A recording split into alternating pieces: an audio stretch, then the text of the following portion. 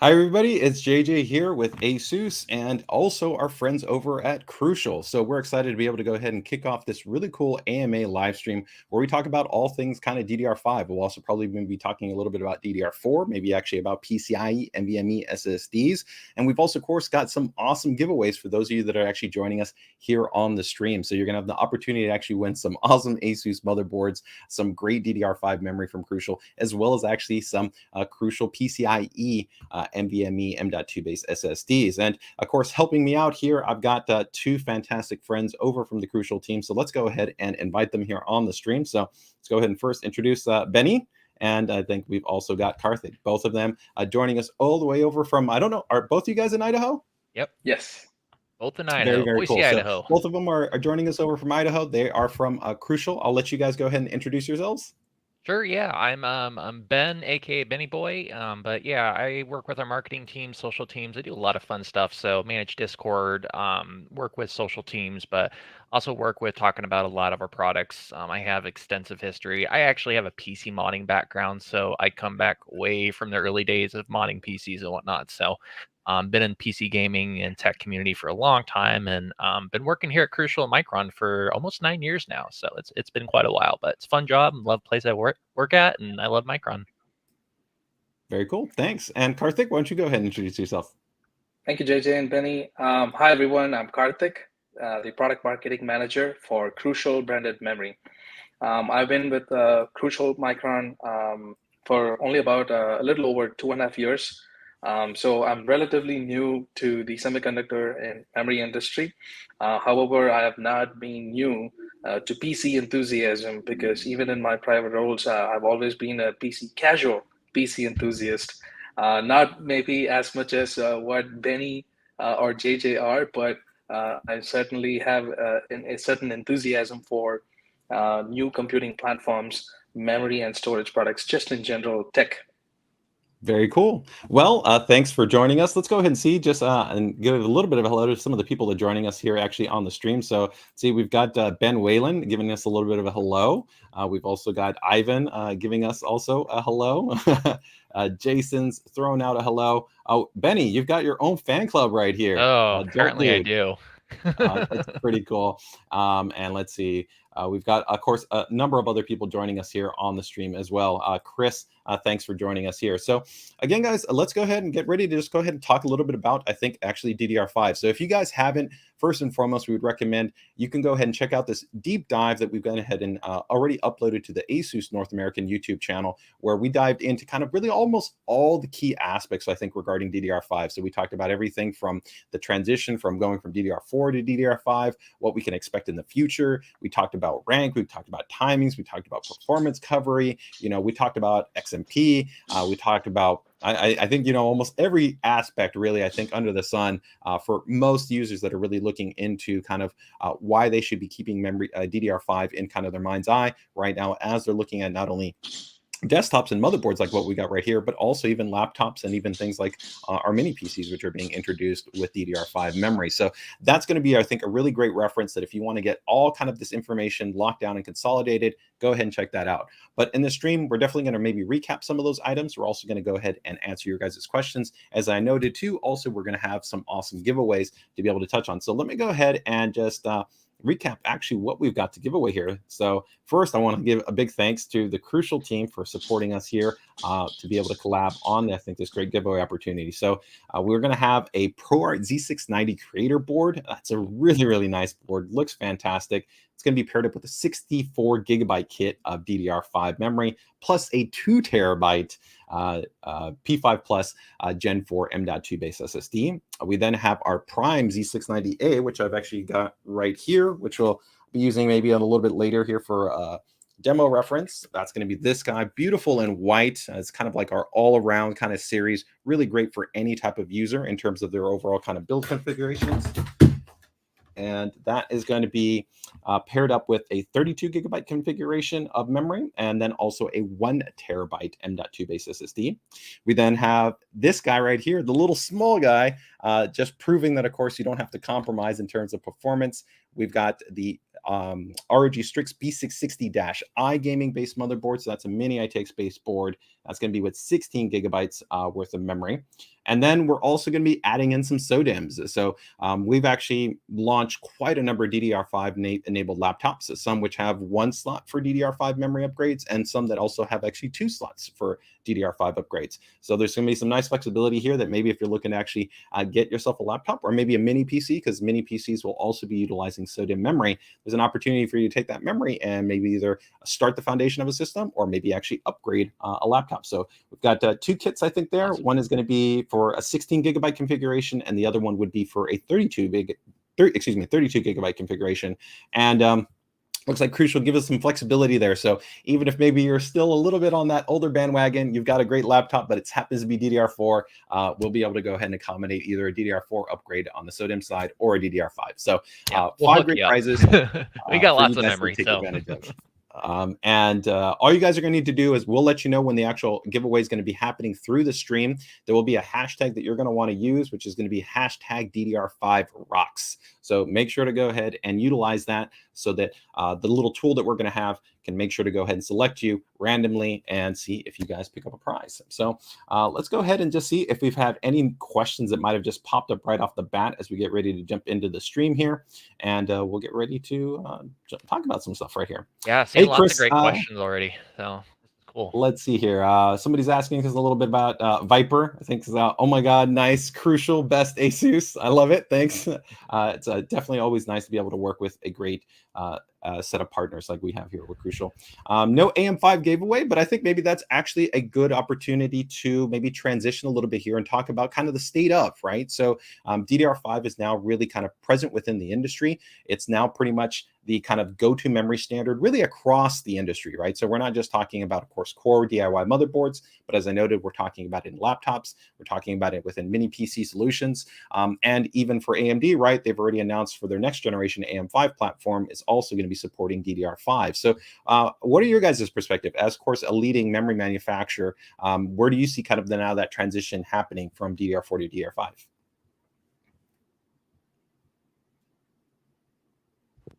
Can't hear you, Karthik. Let's be on mute. There you go. Can I take a stab at this one and then yeah, go ahead, Karthik. Yeah. All right. Great question, JJ. Because it's been a little over 8 to 10 months since we first launched Crucial DDR5 for the channel, and where we see the transition happening from DDR4 to DDR5 is that in very soon in the near term, we're going to see the adoption of DDR5 across the entire consumer market. And what we mean by that is that DDR5 is going to be used to produce content, distribute content, and consume content. So content generation, distribution, and consumption. So when we talk about that, DDR5, we've talked about in our explainer video, what does DDR5 bring? Bandwidth benefits for the next generation of multi-core CPUs. So bandwidth being increased for the next gen CPUs, you can expect pro creators or professional content creators adopting the 12th gen Intel Core or AMD Ryzen 6000 on the mobile platform side, and soon their Ryzen 7000, and then Intel's 13th gen pretty soon in the second half of this year, as more of the computing platforms start to adopt, and Intel's server DDR5 platform and also Intel AMD's server platform that enables DDR5 will all be available very soon. And once that starts happening, content creators will start to adopt these new computing platforms for a better multi-threaded performance. Now, of course, not all creators might need, for example, there is perhaps an audio specialist who might feel single core performance is what is preferred for them. They might not need multi-threaded performance or multi-core performance. But for the creators who want to adopt these multi-core CPUs, DDR5 provides the massive bandwidth benefits that DDR4 cannot provide. So content creator, and then when server market starts to adopt DDR5, now all your servers that are rack mounted all have adopted DDR5 to distribute all of the content through servers, cloud, and onto all of our devices. So that's content distribution. Now, even the server customers, hyperscale customers are all looking to adopt the biggest benefits of DDR5, massive bandwidth. And when you're talking about at large scales, the power consumption is massive for cloud or enterprise customers, not so much for regular consumers, but that's a huge advantage for the server market. And then content consumption. Now, our folks who have joined us today would love to have their own builds or already have their own builds with DDR5 or about to consider adopting DDR5. They could be watching YouTube videos or typically multitasking and just watching videos on high resolution, high frame rates. Specifically, we've been seeing some real world benchmarks and test data from media showing DDR5 does provide improved frames per second, specifically on games that are CPU intensive, specifically when played at 1080p resolution. So there's definitely a lot of advantages from all of this perspective. And in the near term, we can expect DDR5 to be adopted everywhere, from content creation, distribution, to consumption. Speaking of everywhere, Karthik, I know there's lots of hoopla over the Steam Deck. I'm not sure if a lot of you guys in the audience know, Steam Deck actually uses our Micron LP DDR5 memory. So this is mobile type DDR5 memory. So again, DDR5 is getting saturated in the market right now. So, you know, I'm not sure if you know, but Crucial is being part of Micron. We manufacture memory for everything, which is really cool. So from Steam Decks to 30 series, 40 series cards are using the advanced GDDR6 memory to drive performance all your those frames. And then we got over here at Crucial, we're providing those upgrades for when you need your system memory, your SSDs and whatnot. But again, like Karthik was talking about, multi-core, new next iterations of CPUs coming out have more and more cores. And in order to drive the performance in those next gen platforms, you need more bandwidth in your memory. And essentially that's what DDR provides. So, the RIP DDR4 is on the near future. We're going to be making that full transition to where all desktop platforms essentially only have DDR5 just around the horizon. But yeah, it's driving all those new performance from those very, very core intensive CPUs. So it's cool and it's exciting. DDR5 is everywhere, and eventually you're going to have to upgrade to it if you want to upgrade. So, but there's still choices right now. So. Yeah, and I think the other good thing is that just quick general recap here, right? If we kind of just give a general baseline, some quick points here of where really the benefits are going to be is one, as we're going to talk about not only just an increase, I think a lot of the focus right now is of course on bandwidth, right? And kind of frequency, because that's kind of one of those most immediate things that we think about. So when we compare DDR4 to DDR5, that would be, if we're talking about like 3200 mega transfers to like 4800 mega transfers, that in itself is already a big bump up. But it doesn't just stop there. There's a lot of architectural and efficiency improvements that have been baked in with DDR5 that inherently allow it to be much more efficient than DDR4. We then also look at a power consumption perspective where it's actually lower in terms of the power consumption. Karthik, you talked about this a little bit in terms of the operating voltage, right? Is that we actually have a lower operating voltage on DDR5 than what we have on actually DDR4. And on the desktop side, not really a factor for us because we've got big power supplies. Most people aren't really worried that much about power efficiency.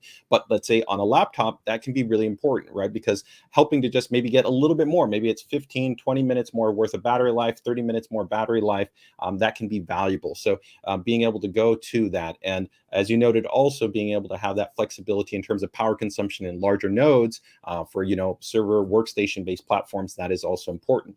Another going to be benefit is going to be density, right? When we just talk about the actual amount of memory that we have available to us.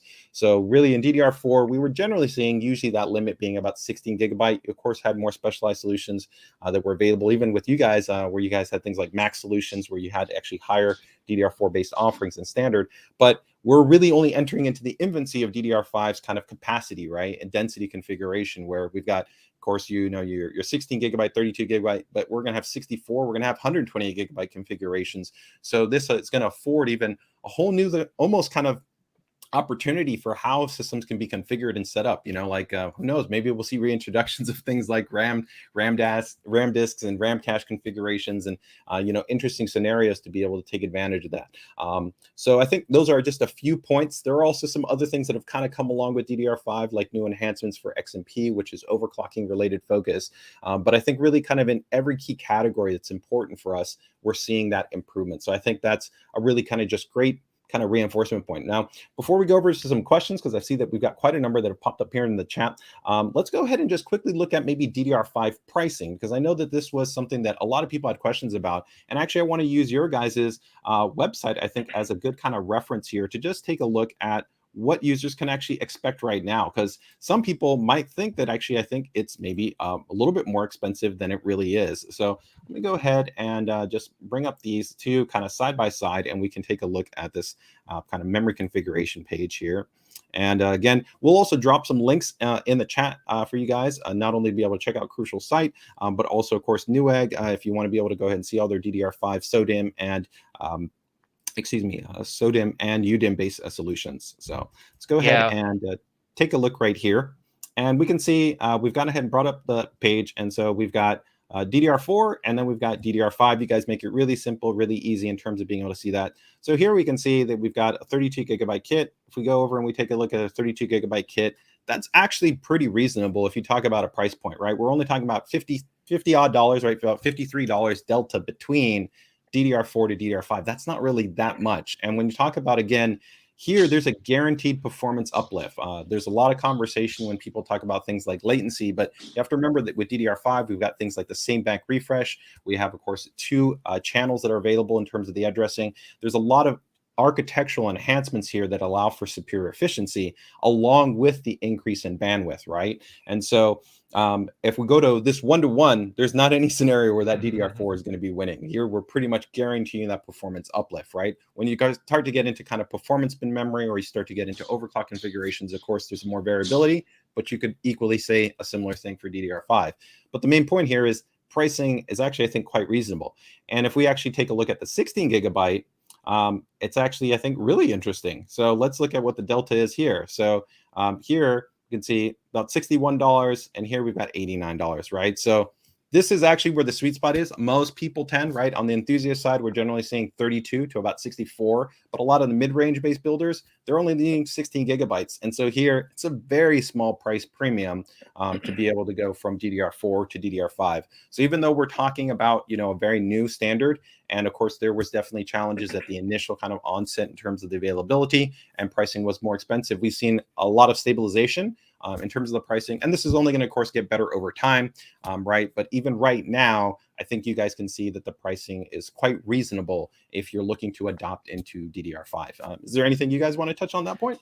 I was just going to say, you know, that delta obviously is smaller once you start comparing DDR4 higher echelon, higher, you know, higher bin kits as well. So that gap quickly diminishes, and even some cases, you know, increases for DDR4. So, you know, if you're trying to find a 4400 speeds, you know, a CL18 kit DDR4, you know, all of a sudden DDR5 is less expensive, and it's faster, has more bandwidth. So, you know, the reasoning behind, oh, should I stick to DDR4 or DDR5 quickly diminishes if you start to look at those upper echelons. So again, out of the gate, you're getting JEDEC 4800, like you're getting all this bandwidth without running any super high voltages, without overclocking, without XMP. None of that's really necessary out of the gate. So, and again, you're going to see more and more cases for that as we move forward, and there's higher JEDEC speeds for DDR5. So it's, yeah, I'm not sure if you want to say, Karthik.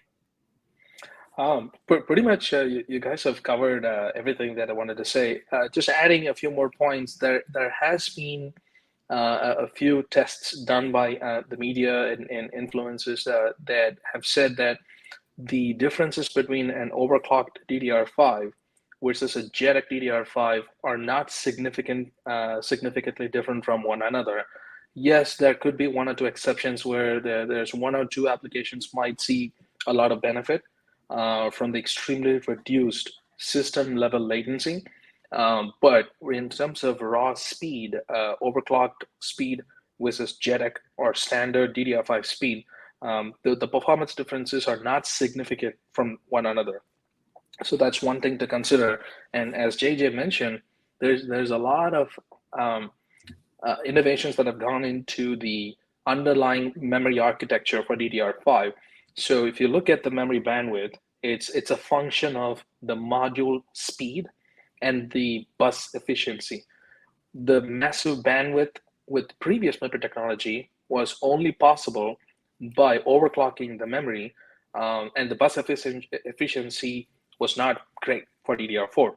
But for DDR5, we have improved the bus efficiency compared to DDR4. So more users can make use of this massive bandwidth without having to overclock their memory with this technology. Now, we are not trying to discount any enthusiasts who might be in the audience who are very passionate about this personally. And we ourselves had a brand Crucial Ballistics, which was all about overclocking and whatnot. We're not saying you don't have to do it. All we are saying is you just don't need to overclock it anymore to get massive bandwidth. Of course, there may be one or two use cases which could take advantage of the reduced system level latency. But again, it just goes back to the price to performance ratio, and also if you adopt DDR4 right now and overclocked DDR4 for the speed or the price or the system level latency that you prefer, sure, that's not a problem. But just keep in mind that when you are ready to transition or ready to adopt DDR5, you may have to update or just replace your desktop motherboard. And if you're buying a laptop, you may have to buy a new laptop altogether to make use of those massive bandwidth for the next gen CPUs. So that's just a quick overview of some things to consider.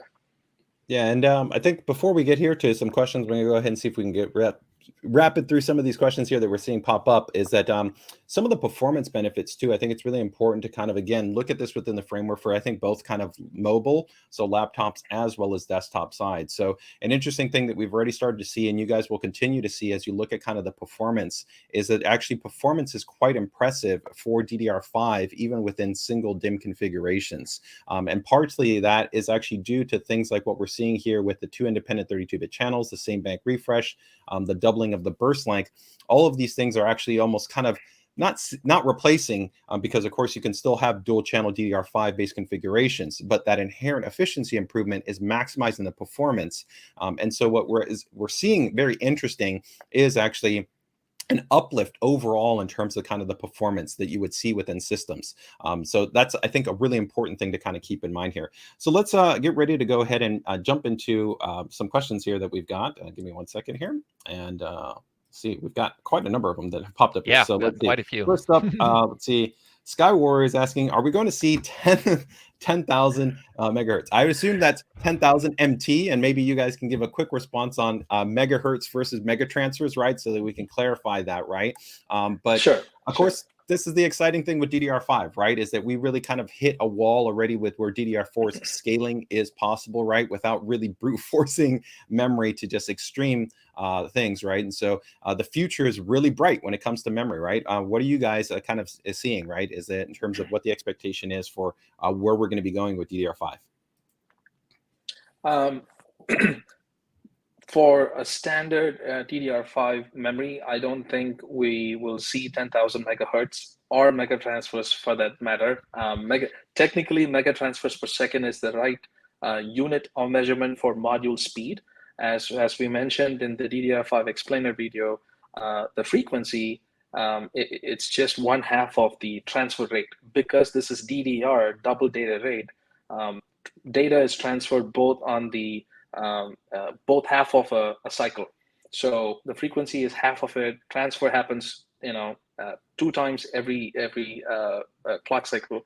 So 10,000 megahertz or mega transfers would not happen for a standard DDR5 module. However, if you are referring to an overclocked module, sure, there's already rumors about 10,000 megahertz being available sometime in the near future. So, but for standard, no, because the JEDEC speeds are projecting the maximum speed of about 84 or 8,800 mega transfers. That's still being finalized. But 10,000, no, not really for standard memory.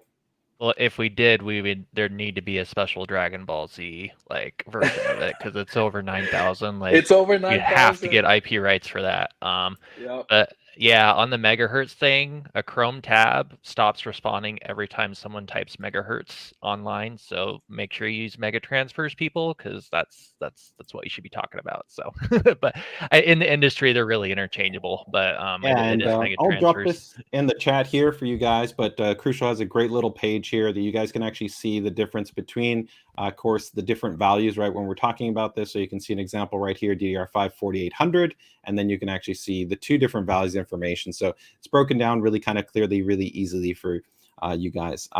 We then have, let's go ahead and see what next we have. Yeah, let's get next, another question. Another question here. So let me go ahead and just go through here and let me see.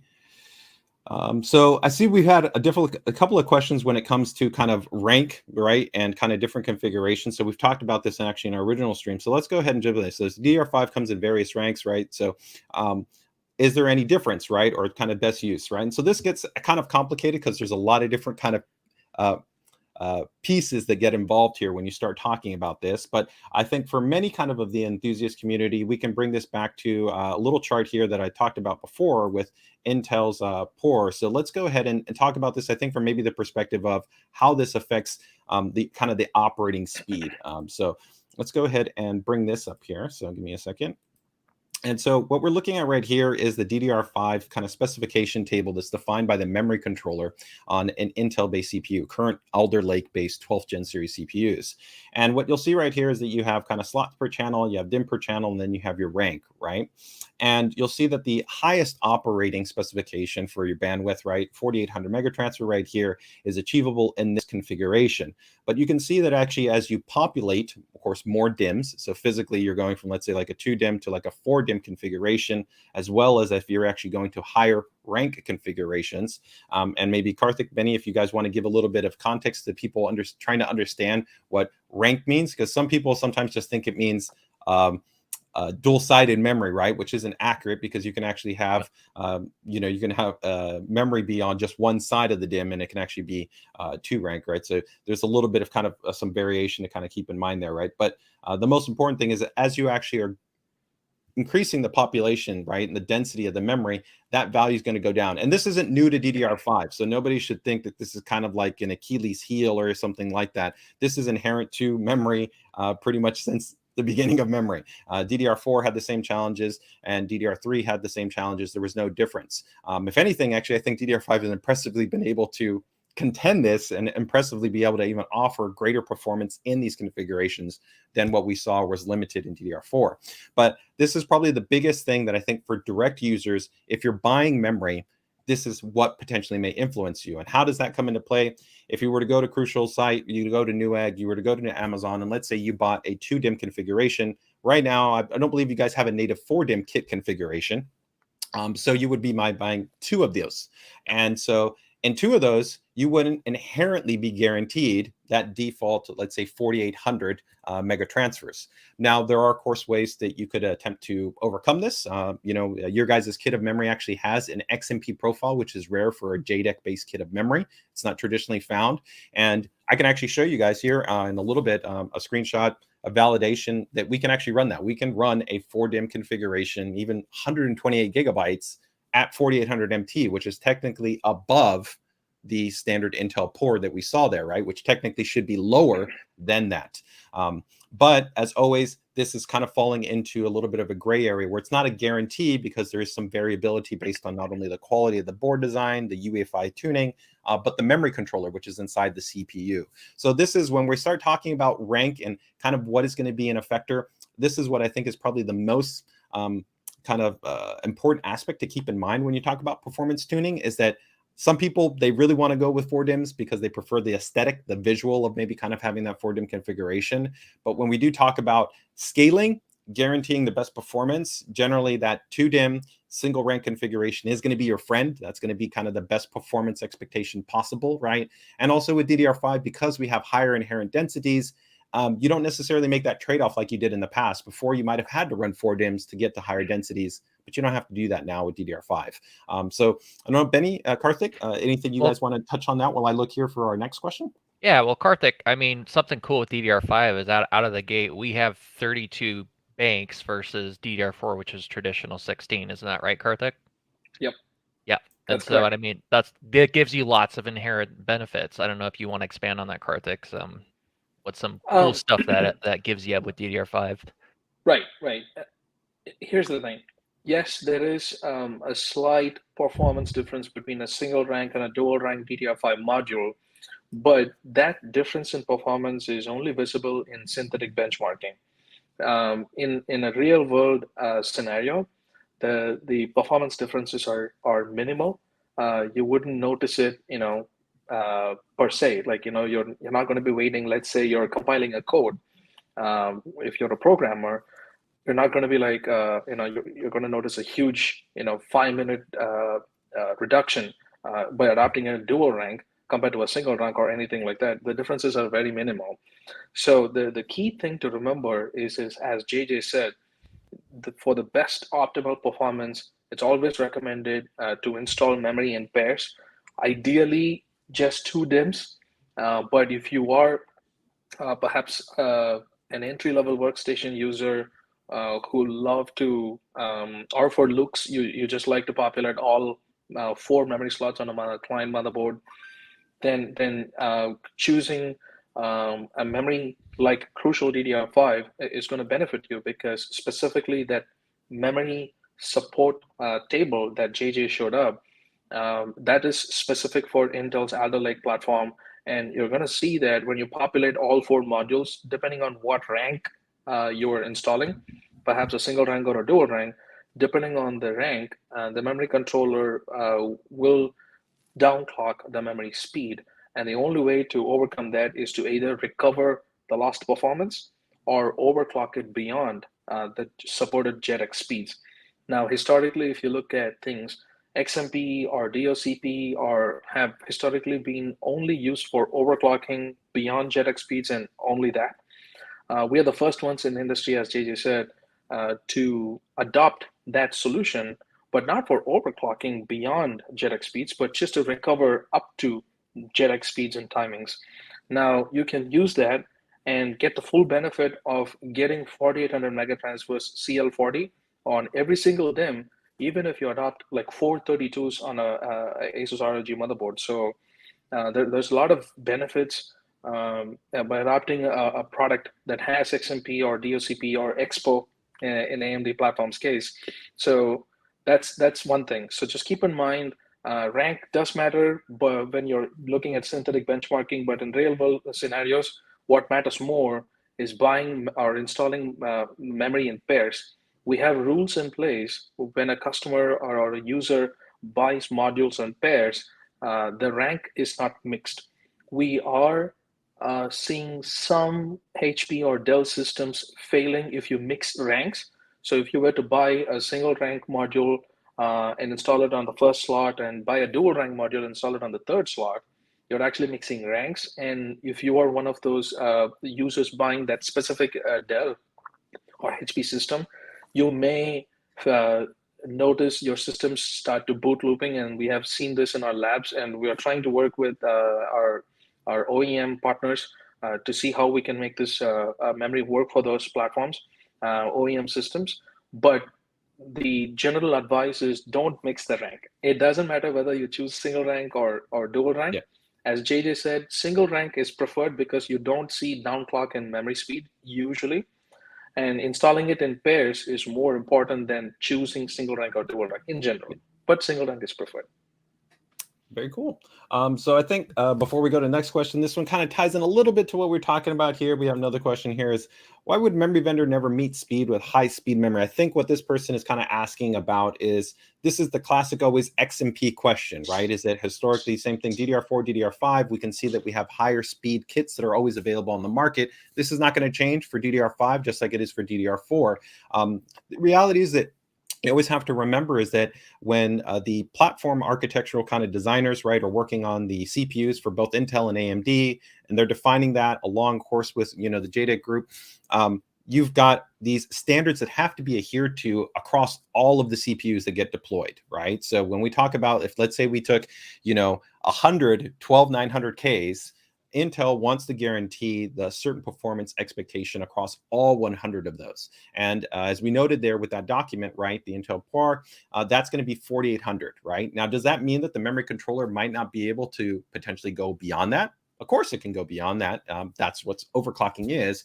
And as memory manufacturers, of course, can then screen their memory, they can then find memory kits that they can validate internally to be able to know that they can comfortably run those at those higher speed margins. But that's always going to be in that overclocking realm versus that guaranteed realm, right? Where that's the reality. Like internally, we know this, that right now, if we tested probably about 10 CPUs, maybe about 70% of CPUs can run about a 6000 MT memory divider.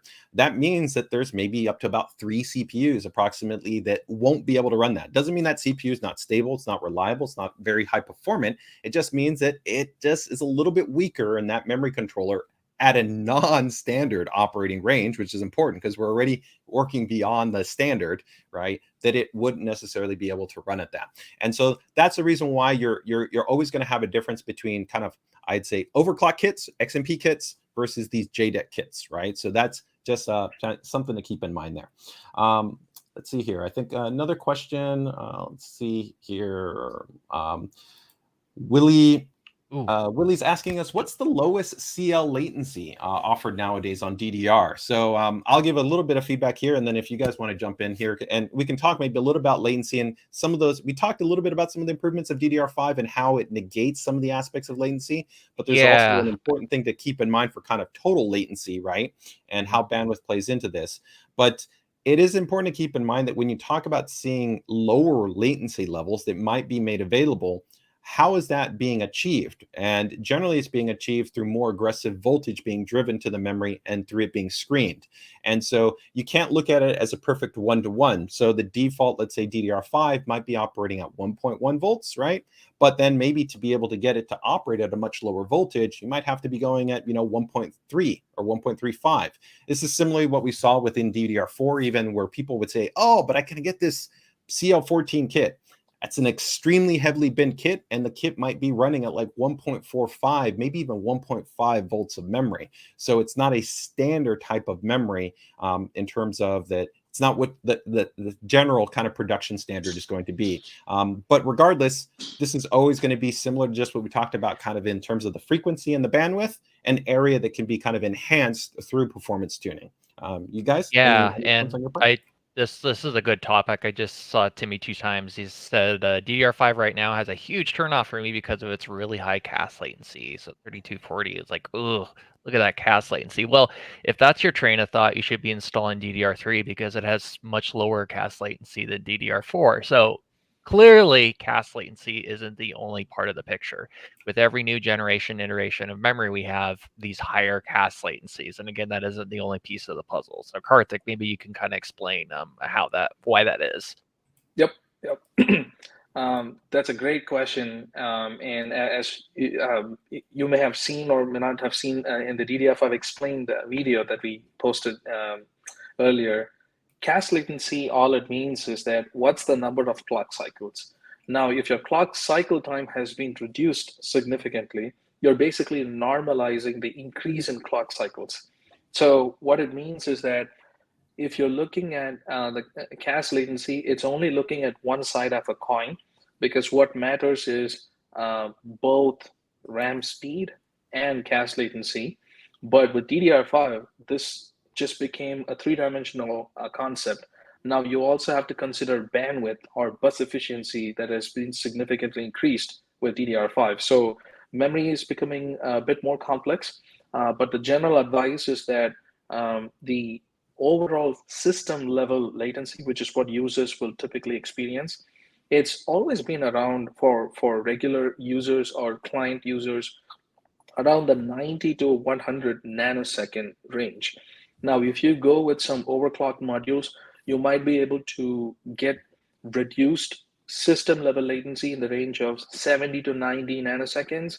But again, managing and controlling system level latency, it's difficult, it's difficult to screen, difficult to implement, and it's a combination of the memory controller's behavior, features, the memory speed, cache latency, and the rank of the module. So there's a lot of different factors that go into determining the system level latency, and it's expensive.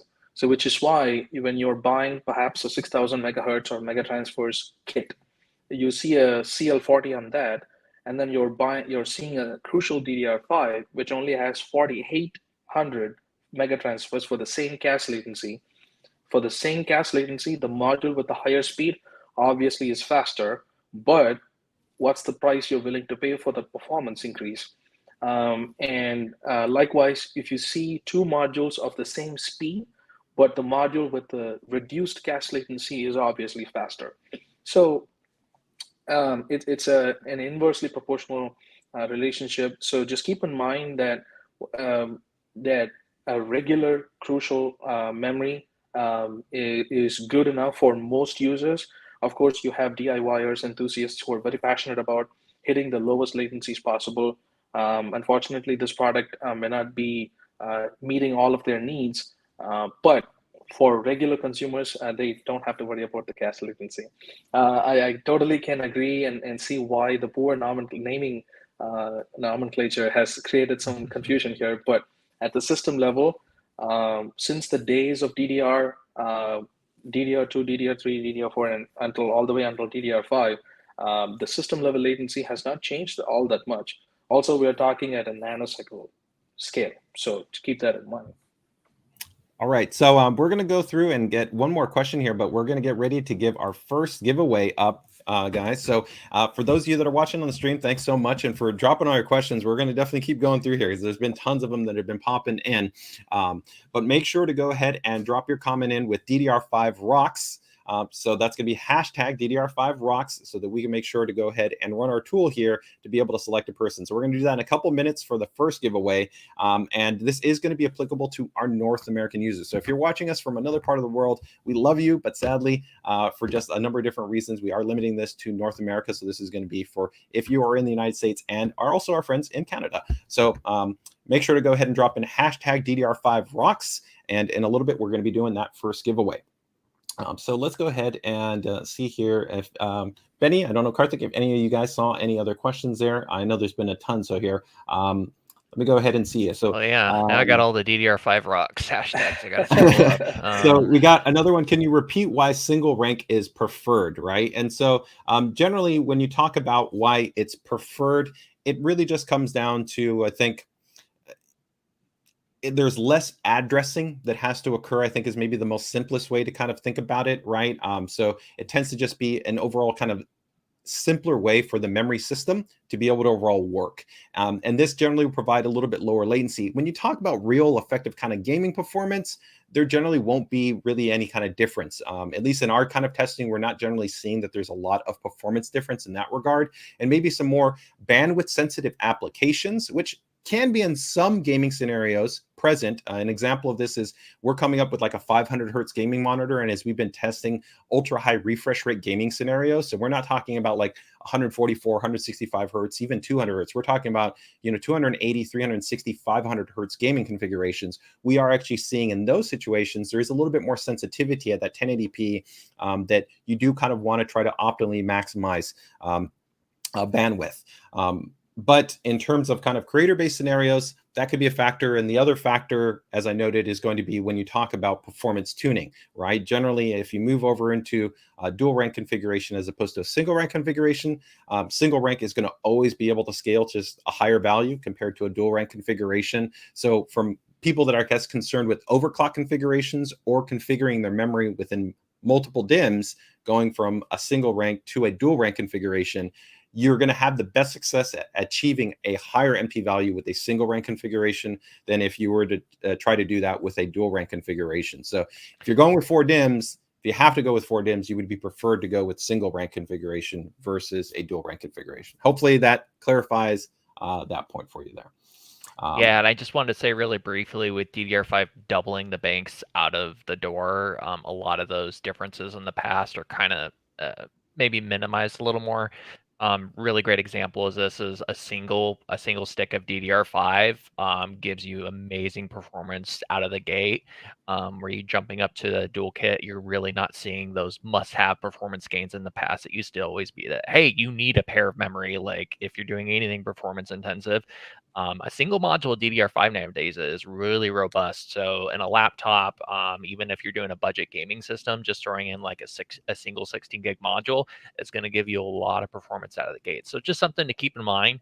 So the rank variance, that's always, I honestly would say it's less as important as it used to be. So for most people, just don't even worry about it.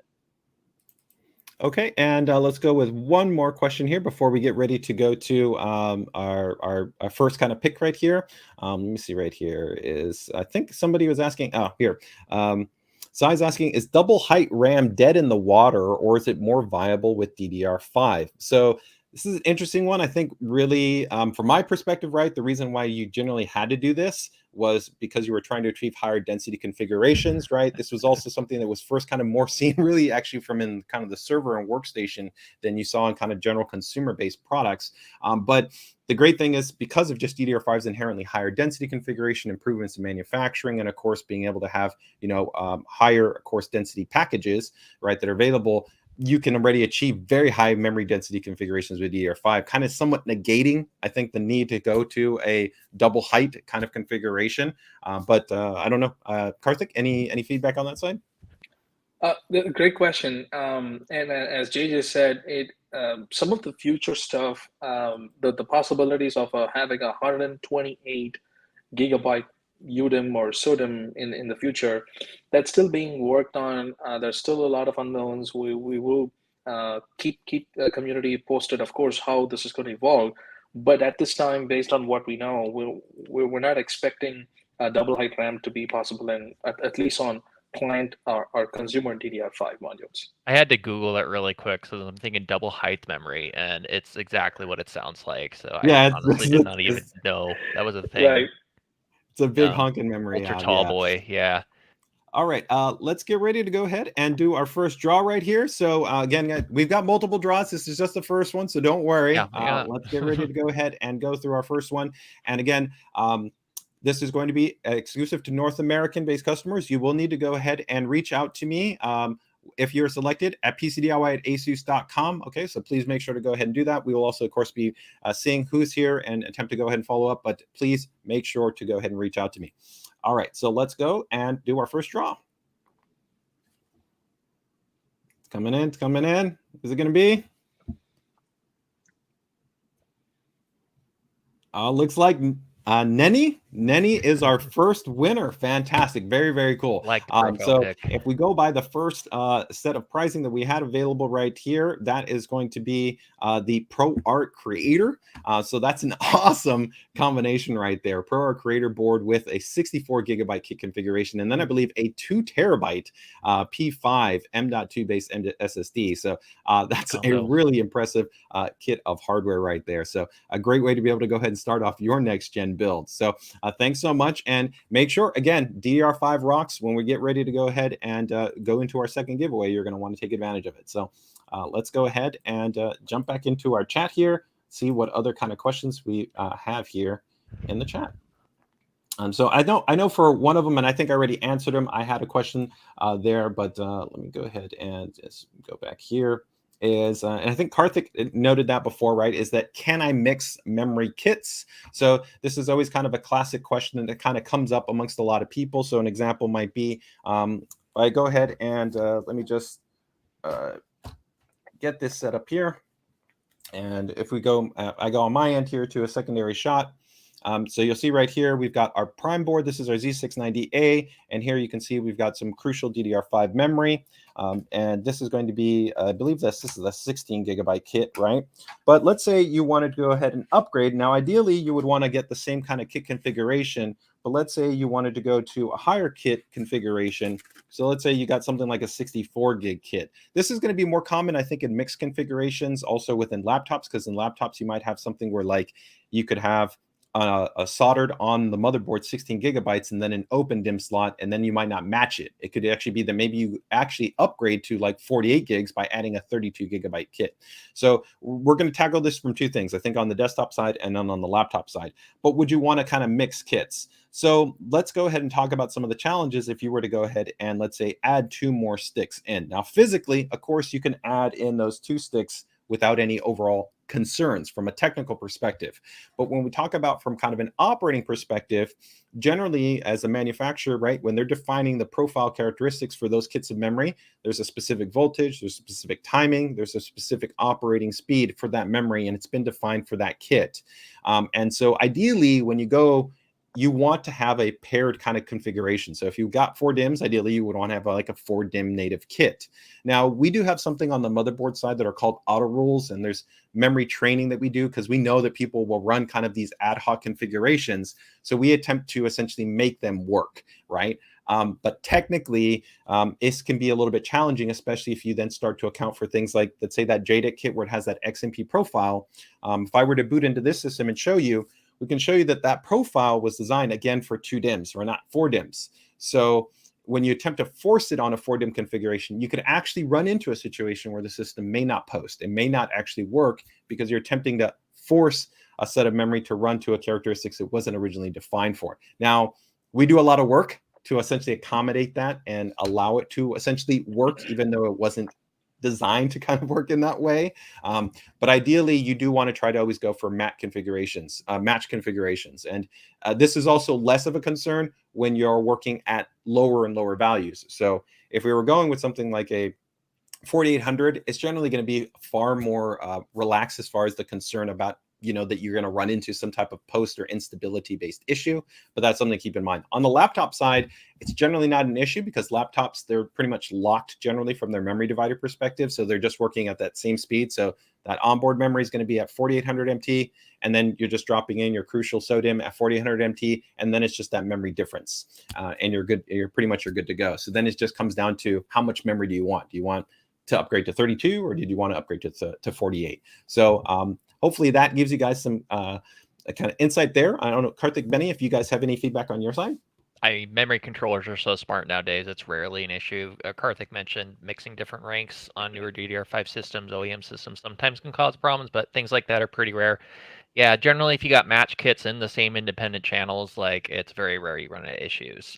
System's gonna run JEDEC, standardized JEDEC speeds across the board, run them usually without issues. So yeah, it isn't that complicated. Don't overthink it. If you can, buy match kits at the same time, and yeah, so yeah, more or less. Okay. Cool. Just to add to that, like if you were to install, let's say DDR4 or DDR5 for that matter, let's say you have a desktop system with 1 DIMM populated at 6,000 megahertz, and then you populate the 3rd slot with a 4800. Now both your modules are going to actually downclock, or sorry, the higher speed module is going to downclock to 4800 because the memory controller will not try to boot your system one with 6000, one at 4800. It has to boot both at one common speed. So that's why sometimes your BIOS and your RAM, your memory controller are all talking to each other when you boot your computer. So speed wise, don't try to mix it. Just make sure all your specs are correct. Then you can. Different technology memory kits, don't mix them.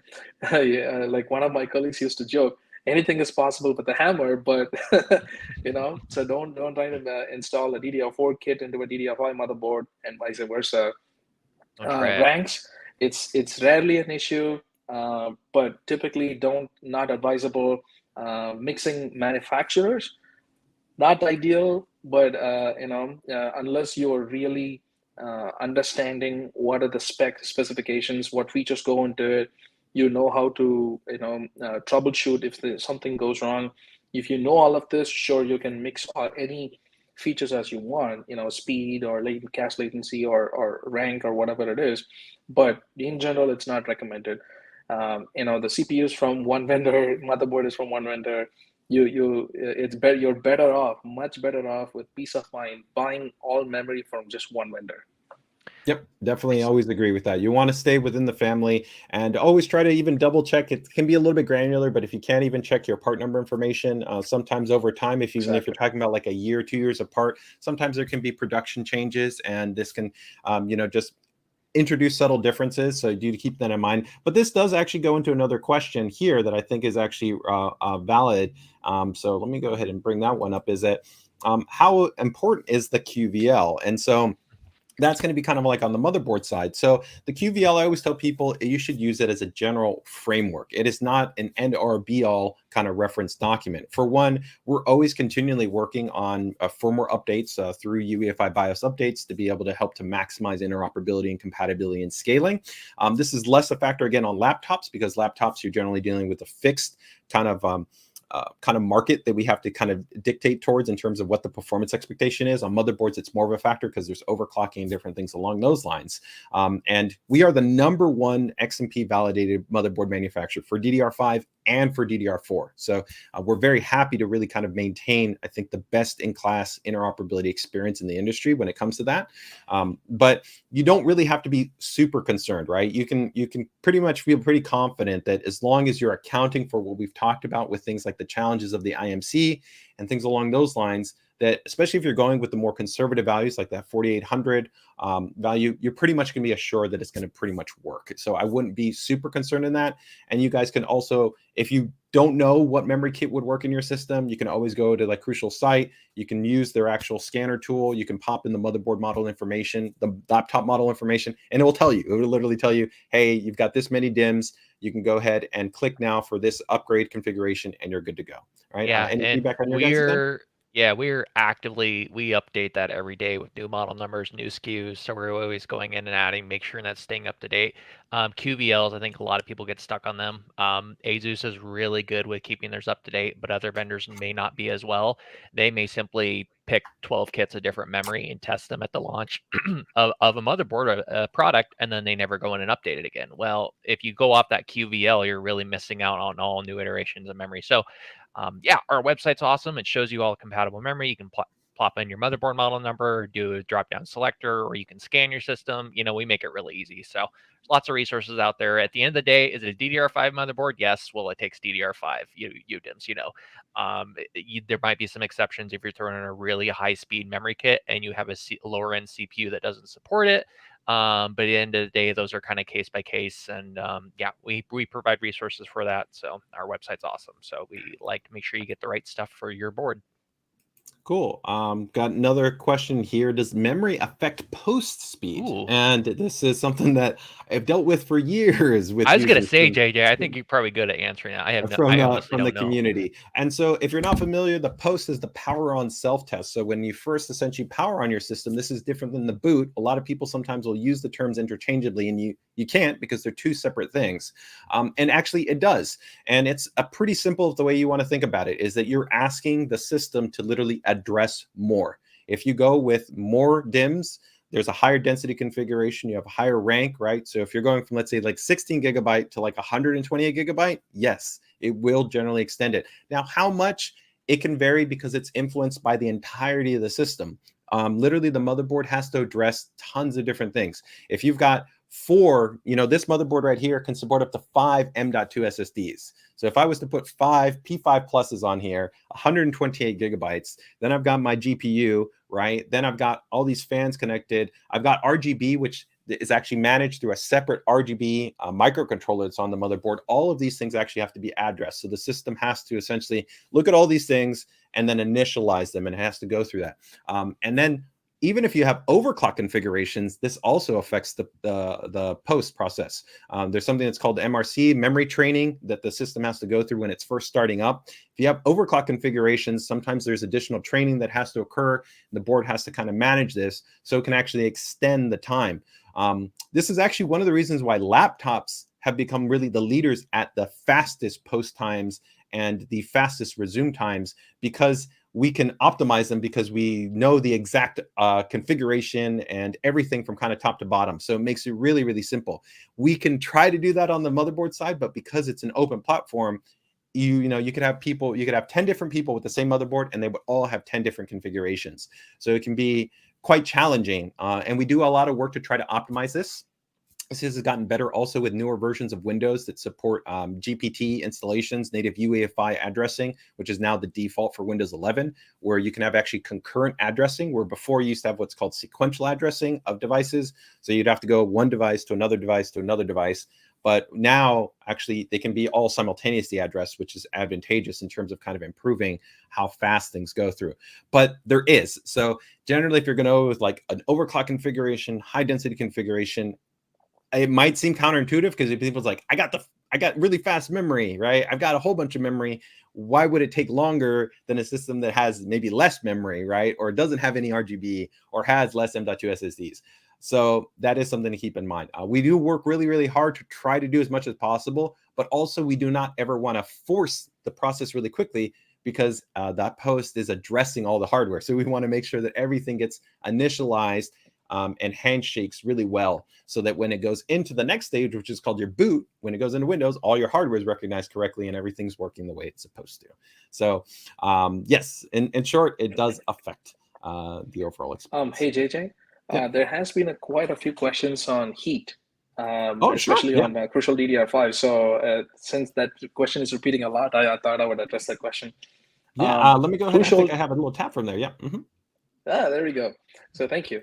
As you may or may not have seen from the press release from Micron when we first launched Crucial DDR5 back in October last year, our Crucial DDR5 modules are the standard or JEDEC memory. Now for JEDEC memory for the existing platforms or the next gen platforms coming from Intel and AMD, as long as you're not overclocking it beyond the JEDEC speeds and are playing with the timings, you should be fine. Because it becomes complex when you're adding a heat spreader. You're actually also trying to optimize the DIMM to DIMM space constraints on the motherboard. So because you're getting into the that realm, it becomes complex. You want to have optimal heat spreader surface area for proper heat dissipation, but also robust airflow around the modules. So Crucial DDR5 has no fillers as long as you're just trying to make it work to the standard specifications that the product comes with. You're not trying to overclock it beyond JEDEC speeds. The temperature should just be fine. It does not need any heat spreader, or you do not need to be concerned about cooling it with additional third-party or aftermarket cooling solutions. So we continue to study or evaluate all of these thermals for our future products, and it remains to be seen whether it's needed or not needed for the future ones. Yeah, and I'll show you again here, guys. This is a little bit of the performance result that I showed you guys before. You guys will see right here, this is actually your guys's DDR5, 32 gigabyte kit, so it's 216 gig DIMMs, and I just put on an RGB heat spreader on there so I can, of course, have it look a little bit cooler, right? Although it looks great with those black PCBs that I love, so it's fantastic because you guys are pretty much the only manufacturer out there with the JEDEC memory kit, which is black.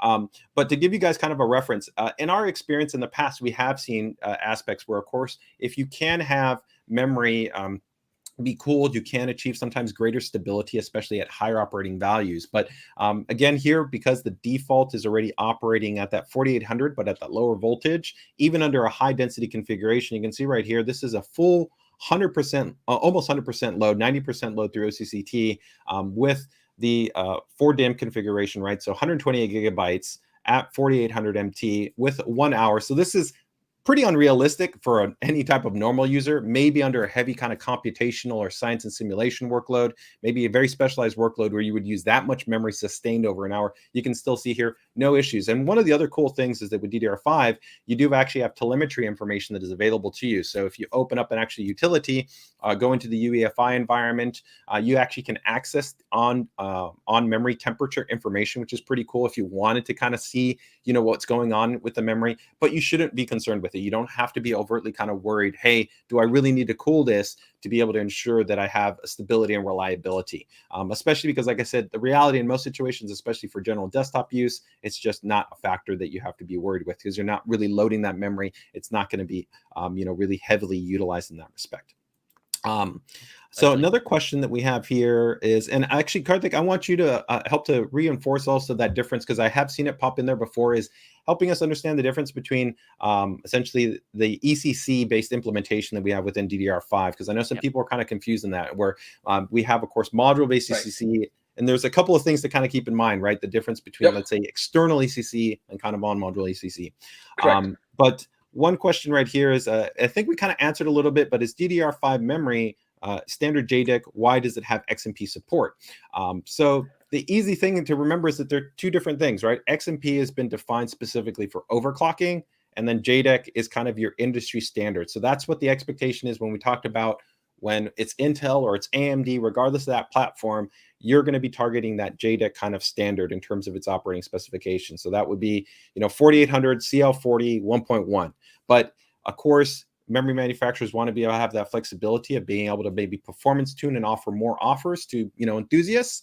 So that can be done through then going through XMP, which you could manually do it with your memory, but to make it easier, right, it could be predefined with essentially validated parameters. And that's what XMP is. Essentially, it's a predefined validated parameter that's an overclock profile. But it's always important to remember when it comes to overclocking, there are multiple things. So even if you buy guaranteed validated XMP kit, you got a motherboard that has also been validated for that type of operating parameter. So, whatever the value is for your memory, you also still have to account for the CPU and that IMC, which is a little bit of that unknown. There's no way to know whether the IMC is going to be strong enough. And that becomes more of a factor the higher and higher the value you go. So if, let's say, this goes back to my discussion earlier where I talked about like 6000 MT being a reference example, right? Where we already see that about 75% of CPUs can do that. But if maybe even higher values, that actually is going to go down. So there would be a smaller percentage to be able to do that. So even if you bought that kit and then you actually bought the motherboard, that CPU could still be a question mark in terms of that. So that's it. Hopefully that gives you guys an insight there. Karthik, would you give us some more information there on that ECC? Absolutely. Actually, I would like to add a couple of things on the ECC and also the XMP, why it's present on a JEDEC module. So regarding the on-die ECC, as the name states, it is at the die level. Now, customers cannot choose whether or not they want that support or not. It is something that Micron decides to put that at the component or at the die level. Now, it is needed to be able to provide standard or reliability as the process technology becomes more advanced in the future. So whether you buy a 32 gigabyte module right now or in the future, or maybe even the projections that we talked about, possibly a DDR5 module having 128 gigabytes, you need on-die ECC to be able to provide the same reliability as an 8 gigabyte, 16 or 32. Because when you're trying to provide that much performance, you need error correction at the die level. Now, this is not to be confused with the system level error correction that you typically see in a server platform or server side. That's different. That's only for where you absolutely are working in highly critical computations. You're working with finance or you're working with some sort of scientific computation. You really don't want some sort of an error reading in your memory to be able to shut down all your work, because as the name states, it's random access memory. Something, if the power fails, you pretty much lose your system. So that system level ECC support is different. All Crucial branded DDR5 modules are non-ECC UDIMs and SODIMs at this time. Micron branded DDR5 modules, you will find ECC UDIMs and SODIMs. So that's different. But this one is just on the ECC. Customers get all the benefit of it because we chose to put that on every single module we ship. Now, to the other question, that's a great question. If you head over to one of our product detail pages on crucial.com, you will see why we actually decided to put this. Now, as you saw, depending on which CPU or platform you're adopting, the memory controller may or may not suppress speeds, and certain channel loads or memory loads are rank. And irrespective of what configuration our customers choose, we want them to be able to recover the performance that we advertise. So as long as you're going to the BIOS settings and just loading the predefined memory profile that we ship every single DDR5 UDIMs with, you're totally fine. You're not overclocking. Yes, it does use an XMP feature. It's not guaranteed because this performance recovery up to JEDEC speeds is highly dependent on three things. The CPU tier that JJ talked about earlier, customers do not get the choice on which CPU that tier they want. That's all managed by the CPU vendors. The motherboard tier is something that you can manage. You have to buy like a Z690 motherboard that supports XMP, and lastly comes BIOS stability. If your BIOS is not stable, this performance recovery feature might not work as expected, but it is a pretty cool solution for a standard memory module to provide this feature.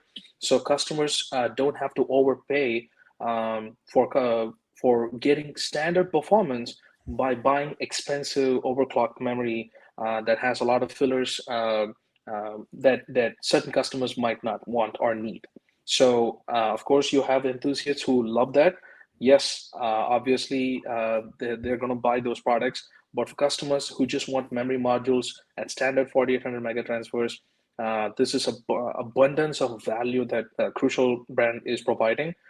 So whether you buy only, your budget allows you to buy just two 32 gigabyte modules right now, but now later you decide to buy two more 32 gigabytes. So when you install four 32 gigabyte modules on an Alder Lake desktop platform, the speed is going to be downclocked to 3600 mega transfers. You just have to upload the predefined memory profile and you're back to 4800. As long as you don't play with any subtimings or trying to overclock it, you're going to get great performance out of these products. Very cool.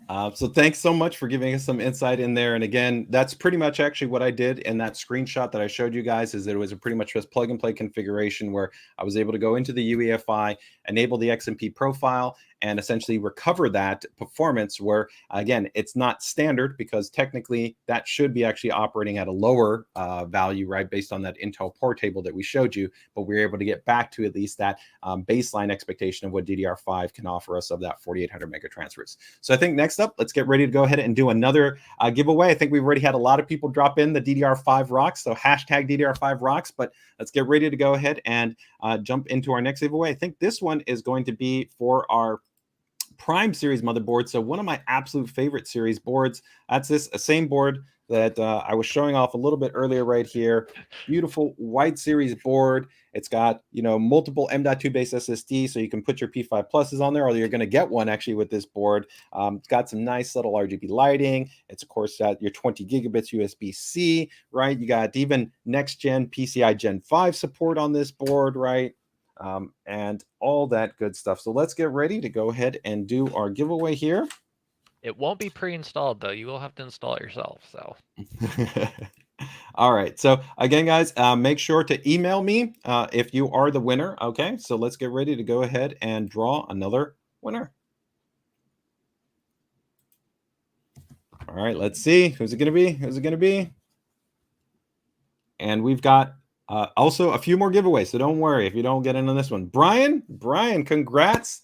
Thanks so much. GG, Make Brian. sure to go ahead and email me at pcdiy@asus.com, and we will go ahead and get you hooked up there. So again, make sure if you guys are dropping this in, this is North America only, so United States and Canada so are going to be qualified for this, and you will be good to go. Okay, and we've got, let me go ahead and double check here, just my little list here. As far as the remainder, we've got still our mini ITX space giveaway, and then we've also got some SODIMMs to be able to go ahead and give away as well. And I also want to take a little bit of a time here to just be able to touch on some of the great promos that we have here, and I'm going to go ahead and drop these in the chat for you guys if you guys are interested. So I'm just going to quickly go ahead and run through some of these great promotions that we do have right here. So let's go ahead and take a look at these. You can go ahead and check these out right now at Newegg. So we've got this for our Maximus Z690 Hero board. This is going to actually be, give me 1 second, guys. Karthik and Benny, if you guys can go ahead and just give me a little bit of opportunity, I'm going to go ahead and check on something quickly. And you guys can go ahead and maybe talk about some of the bundles that we have going on, okay? Yeah, sure. Sure. We're running a Benny, you lot want to go on ahead? Newegg right now. I mean, I guess you probably know Yep. more about them than I do. No, no, no. It's pretty much what we've talked about. As JJ was showing everyone, we have some amazing bundles that are live at newegg.com. Please feel free to go check out if you have been sitting waiting for better prices on DDR5 memory or DDR5 motherboards, and even the Crucial P5 Plus, which I see a lot of fan following on the chat. Now could not have been a much better time. So please head out to newegg.com and you're going to find different combinations of bundles. You're going to find just DDR5 motherboard from ASUS and the Crucial DDR5. You're also going to find ASUS DDR5 motherboards, Crucial DDR5, and Crucial P5 Plus. In addition to these Newegg bundles, we also have a cross-site promo that is going on, which will go live soon, if not already. What is it? Is that if you were to go purchase this DDR5 motherboard, perhaps on asus.com, you would get a coupon code for buying any product on crucial.com.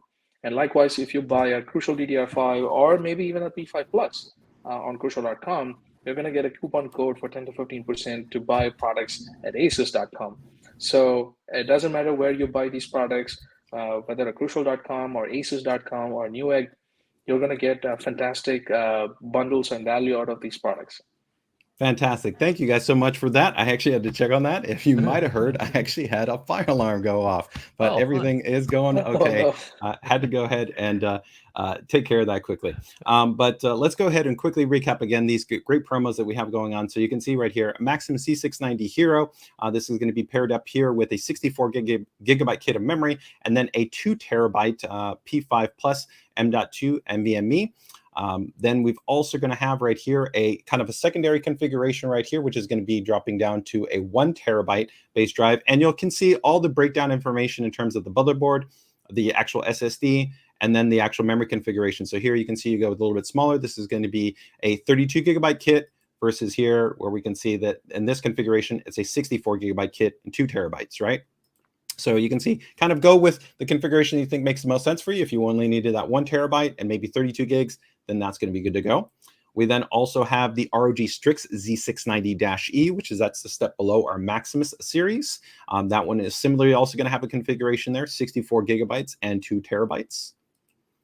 Same thing, drop down from the -E to the -F, which is still a fantastic board. And also for those of you that do want to take advantage of, let's say, overclocking, every single board that we're going to have listing here does support that JEDEC XMP specification option that we talked about on these memory kits. They also all have our SSD access utility, which is available inside of our UEFI BIOS to be able to check your information. But Crucial also has a great, actually, executive desktop tool, which you can install to be able to view all the information regarding your SSD, real time in the operating system, update your firmware. It's a great, real good quality tool to be able to just kind of know what's going on with your SSD. So you are going to be good to go in terms of that experience. But also from a CPU side, if you pair these with your 12th Gen series CPUs, they also do support our ASUS AIOC technology, which is a great way to be able to easily overclock your CPU specific to your system's configuration. So to your cooler, to your CPU, you'll actually have overclock results that are specific to that platform. With the -F, you can see you've got 64 gigs and then also a 2 terabyte based offering. -F then reconfigured here, same thing, just to drop down to the 1 terabyte and 16 gigabyte, 32 gigabyte, because it's a 2 DIMM configuration. We then move over into our Tough Gaming, which is the entry for our gaming line. If you're not familiar with the way that our kind of motherboard lineup works, is we have Tough Gaming, ROG Strix, and then Maximus series-based products. And here, you same thing, get that trifecta going on there with your 1 terabyte drive and then 32 gigabyte configuration. And then that Prime board, which we just actually give away, right? Also configuration available to 1 terabyte and 32 gigabyte. And then last but not least, we have, I believe, 3 different options here for the Prime series. -P, which is our most entry, but it's a really strong value proposition. Great option if you don't want to kind of quote unquote break the bank in terms of adopting into kind of the next generation with that Intel 12th gen support, being able to get, of course, DDR5 memory support, and then just ultimately going in on which configuration makes sense for you based on the density and also some of the spec on the P. The P, we offer it in a Wi-Fi version and a non-Wi-Fi version. The Wi-Fi means that you're going to have integrated Wi-Fi 6 with Bluetooth 5, which is great. So just kind of pick the model that you want.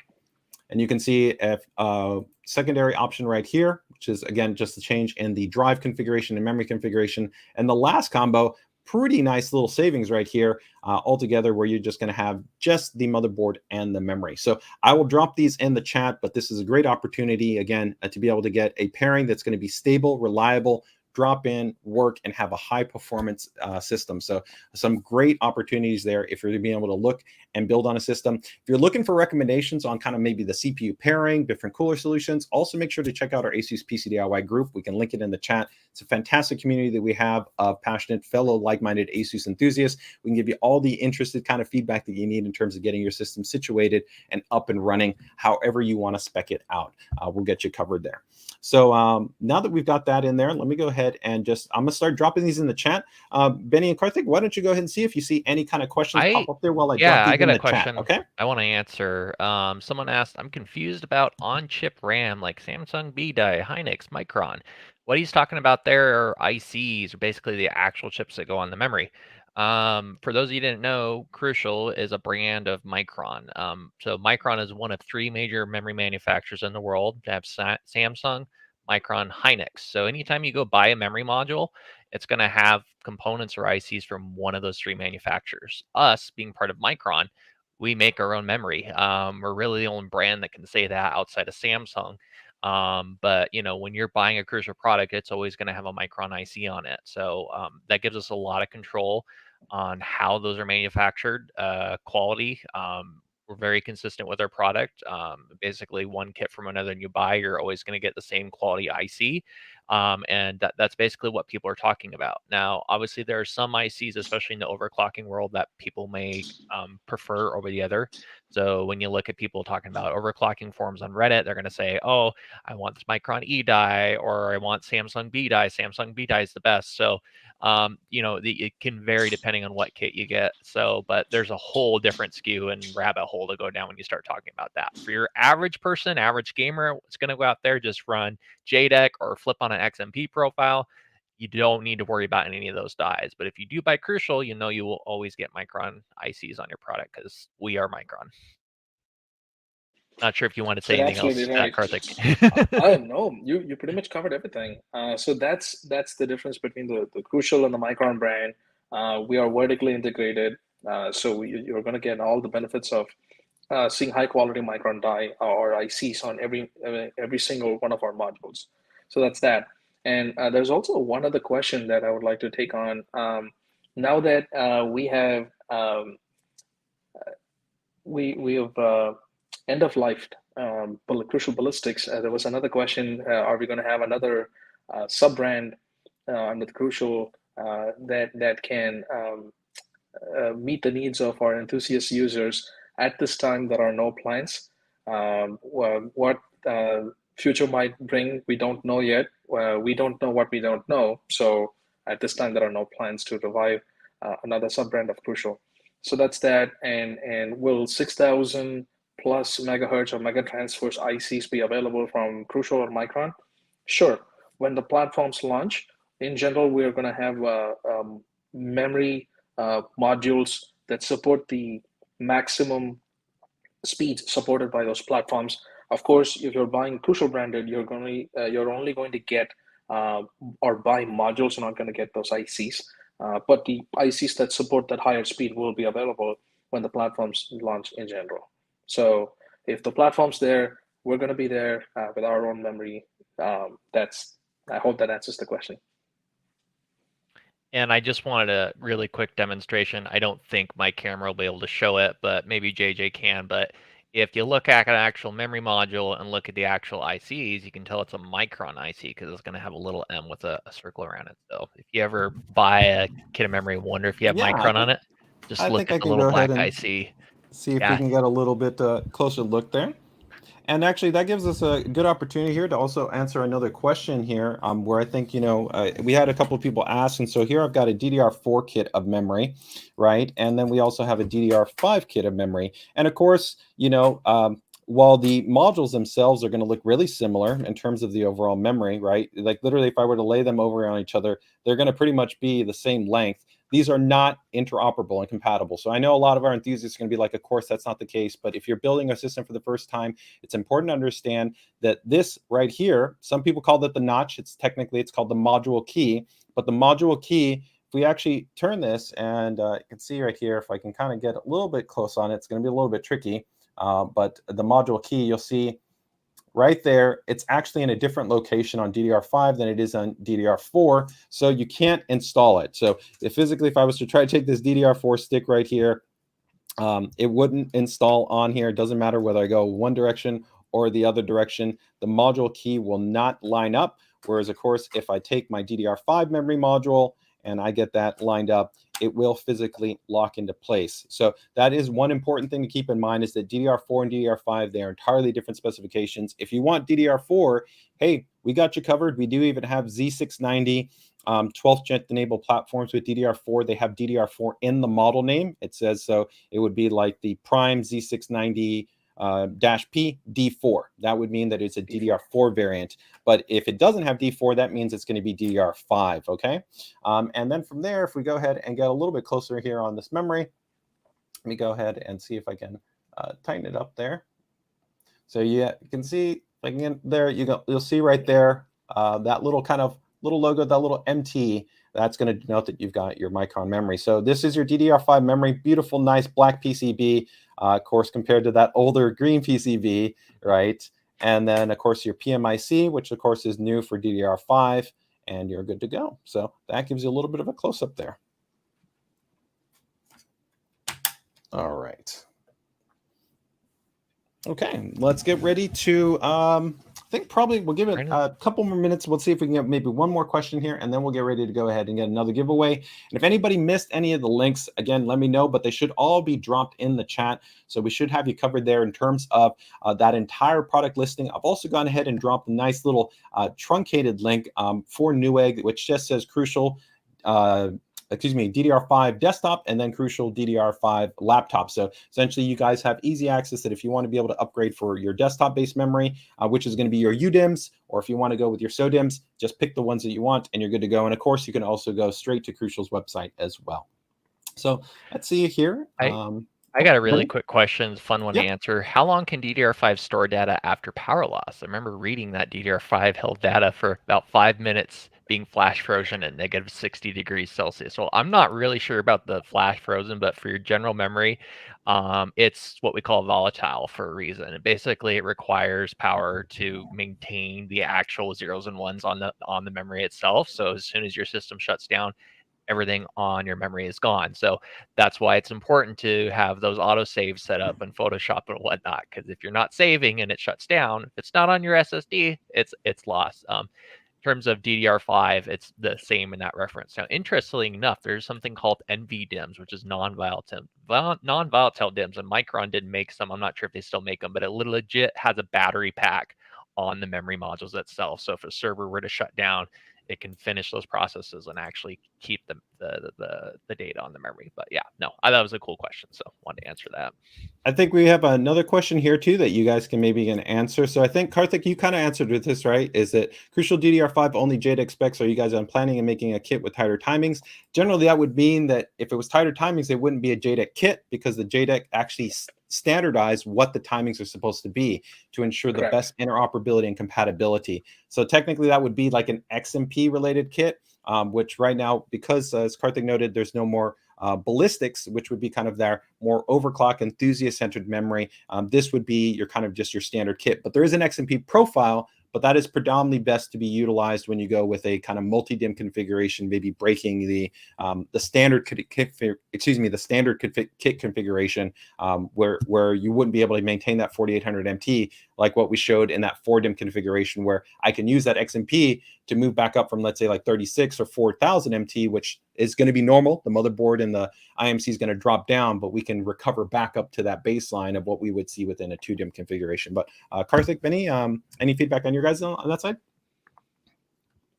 Benny, you want to take a stab at it? Oh, I mean, in terms of XMP, yeah, again, with DDR5, then it's probably going to take a while for people to understand this. We kind of have two flavors of XMP now. You have your performance recovery, which is something our products provide with XMP. So again, as you scale that memory, you're not going to lose that performance, but there's going to be additional other XMP profiles, which we'll get to, that tighter timings or higher clock speeds or whatnot, or potentially even higher voltages. So again, ours are not doing that that overclocking per se, but again, they're going to maintain that JEDEC speed you get as you add more memory. So, and again, that's not industry standard. That's something special we're doing with our memory, which is an awesome option for people that are wanting to build a budget system or more workstation oriented. You can stack more of our modules in, and you're going to keep that performance as long as you have that XMP enabled profile on ours. So that's hopefully that kind of clears that up a little bit. Cool. So I saw a question and here. just to add to that, oh, sorry.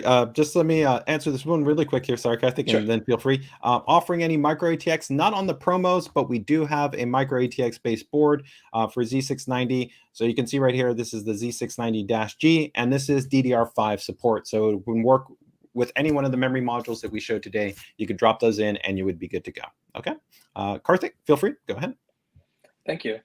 Regarding the previous question, Crucial DDR5 will always be compliant to or built to JEDEC standards only. And as JJ said, it's not just the speed, it's even the cache latency and the extended timings as well. Now, I get why there are so many users who are very concerned about the subtimings, because the media has talked about comparing this the extended timings or the cache latency of the previous of the previous memory technology to DDR5. The numbers look bigger, right? As I said, I'm just going to reiterate something that I said earlier in our live stream. All of the extended timings, the cache latency, all of that are just specifications. At the end of the day, what really matters is the system level latency, and the cache latency is just one of the many factors that contribute to the system latency. Now, yes, you're going to find a lot more memory vendors offering tighter timings because that's what the perception is. But the reality is that all of that matters at the end of the day. For a Crucial DDR5 module, perhaps adopting Intel's Alder Lake platform or Intel 12th Gen Core platform, it has been reported that the system level latency is that's what users will experience at the system level.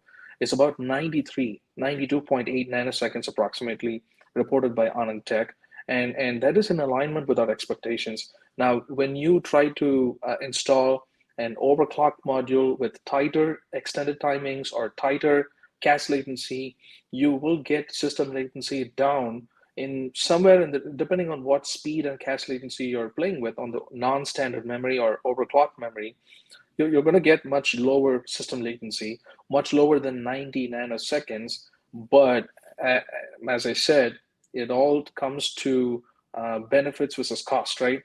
You do get latency benefits. It's much faster than Crucial DDR5, what the system latency that Crucial DDR5 can provide. But again, it comes latency. It's difficult to screen. It comes at a cost. Are you willing to pay for it? Then yes, obviously there are other modules on the market that may be more suitable for your needs. But for regular consumers who are hearing this for the first time, just by looking at what the media or influencers have said so far, suffice it to say, you don't have to worry about any of the extended timings. One of the core tenets of our Crucial or our DNA is to make DIY of memory and storage solutions or products much accessible and easier to understand for all our users. It doesn't matter whether you're an everyday user or a data-heavy user. We all want all of our users to understand the technology behind and what it really means to them in terms of performance. So there's perception and there's the reality. So the reality is that 90 to 100 nanoseconds for standard JEDEC modules with overclock subtimings, you might get lower, but it comes at a cost. Are you willing to pay for that? So that's totally up to the user to make the choice. Yeah, and I think transitioning from that before we get ready to get into our next giveaway, guys, which is going to be for this board right here, the ROG Strix B660-i Gaming. I really, really love this board. It's a really fantastic small form factor based board.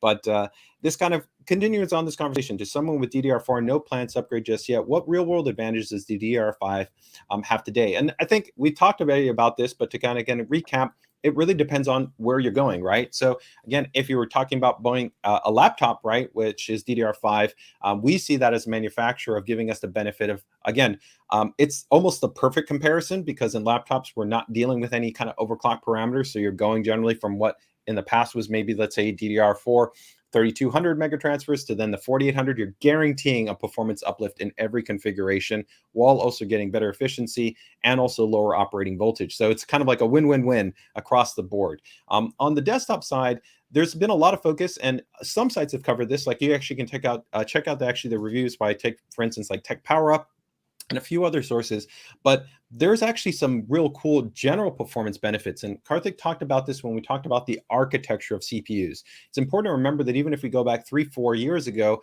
we saw CPUs with much lower core count configurations. Now we've entered into an era where even kind of in the mid-range CPUs, we're talking about CPUs that have quite a number of cores and threads applied to them.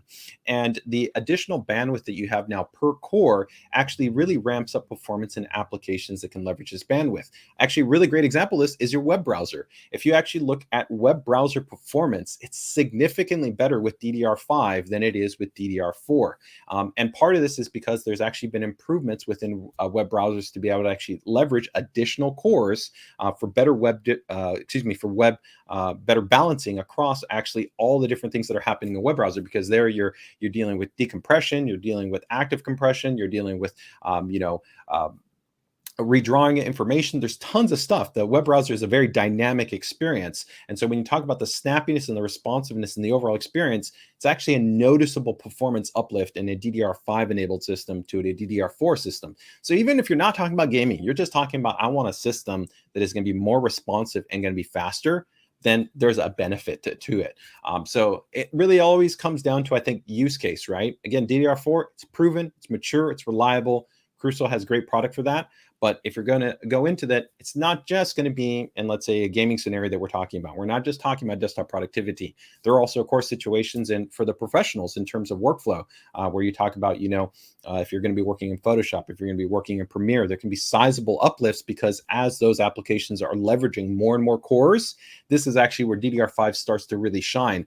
When you tend to generally be in a situation that's more GPU limited or more CPU limited, you'll find that the DDR5 scaling tends to be a bit more conservative.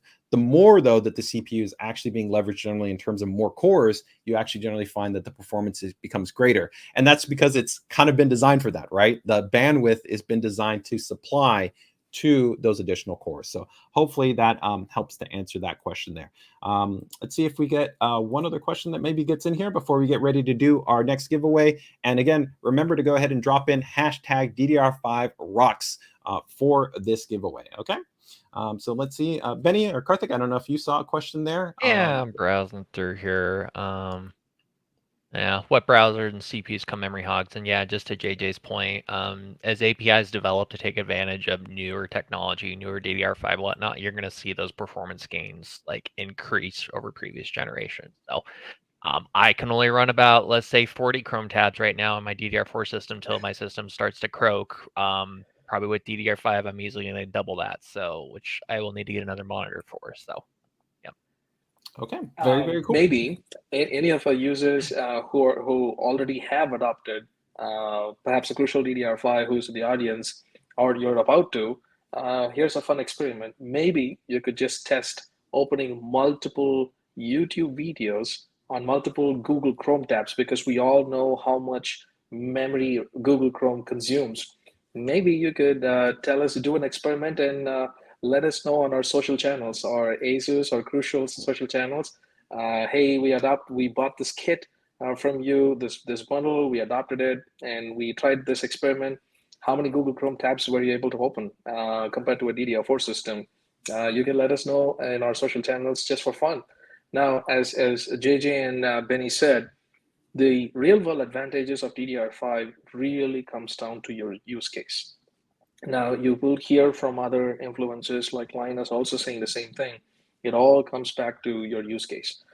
If you are an engineer, a programmer, or a professional content creator who works with data or memory intensive workloads or workflows, you definitely want that multi-threaded performance of these next gen multi-core CPUs from Intel and AMD, because typically a couple of years ago, 8 cores was pretty much what enthusiasts might typically adopt. But now we're already talking about adopting 12, 14, or 16 cores. So that increases your multi-threaded performance, basically multitasking. So for example, if you have a Photoshop or a DaVinci Resolve opened and you're editing a photo or a video, and you also have a browser running on your second monitor, which has probably 20 tabs open, and you also have your email open. You're also trying to refer to perhaps a video online, and you're trying to teach yourself. You're also trying to document. So when you have all of these multiple applications or programs open and working simultaneously, that's where you get the biggest performance on all of these multi-core CPUs from Intel and AMD and DDR5. So if you ask, I'm a normal user, I just use for browsing, I don't multitask much, will I see benefits from DDR5? Sure, because eventually at one point you are going to engage in a memory intensive task, but your benefits will be lesser than a data heavy user, but only because of your non-memory intensive applications or workflows. So right now, if you are even thinking of adopting one of these next-gen platforms from Intel and AMD, DDR5 is the better choice because you're not leaving performance on the table. All right, let's go ahead and get this last question here, and we're going to do our giveaway. So why is DDR5 single channel configuration same FPS to dual channel? So I think if I'm understanding your question, it's actually something that we did touch on too. And this kind of goes back to that thing that we've been talking about, which is efficiency, right? So we actually see this a lot right now within our laptops. When we actually did our testing, when we were first implementing DDR5, it was really exciting because, of course, people want thinner and thinner laptops. And one of the really cool things that we saw when we introduced with DDR5 is because of so many improvements to the overall architecture and the efficiency, the actual performance that you had compared to DDR4, which would generally get, I would say, could be about 10 to almost sometimes 15% going to a dual channel configuration in terms of 2 DDR4 for DDR4 memory dual channel configuration. We generally don't see that same type of actually delta within DDR5. The actual quote unquote single channel performance, single DIMM performance is actually quite high.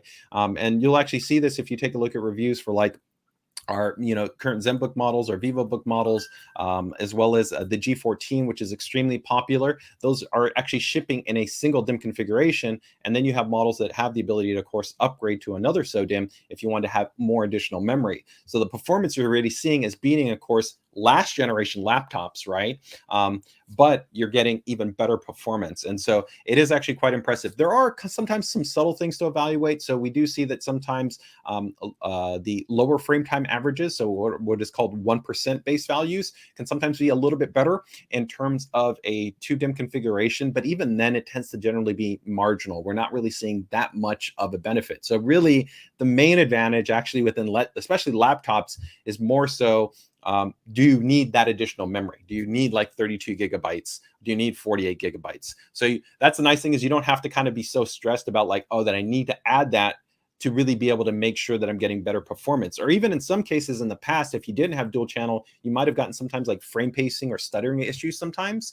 And we're not seeing that with DDR5. You're getting outstanding, really smooth, consistent gaming experience, even with that one single DIMM configuration. So that's really exciting. And I also think that's really exciting for things like our mini PC configurations, where you can have users and I could just buy a single SODIMM. I don't even have to buy kind of two, where I think in the past, people are always consciously thinking, I always have to buy two DIMMs, right? And here, that's not necessarily the case. Of course, for the motherboard side, I think that's going to be less of a factor. Most people are going to be going with that. Although we do know that in the budget segment, we did see that people for years bought sometimes just a single stick of memory. They were pairing it with like an H series or like a B series motherboard. They were really trying to go for these low cost builds, and they were going with a single stick.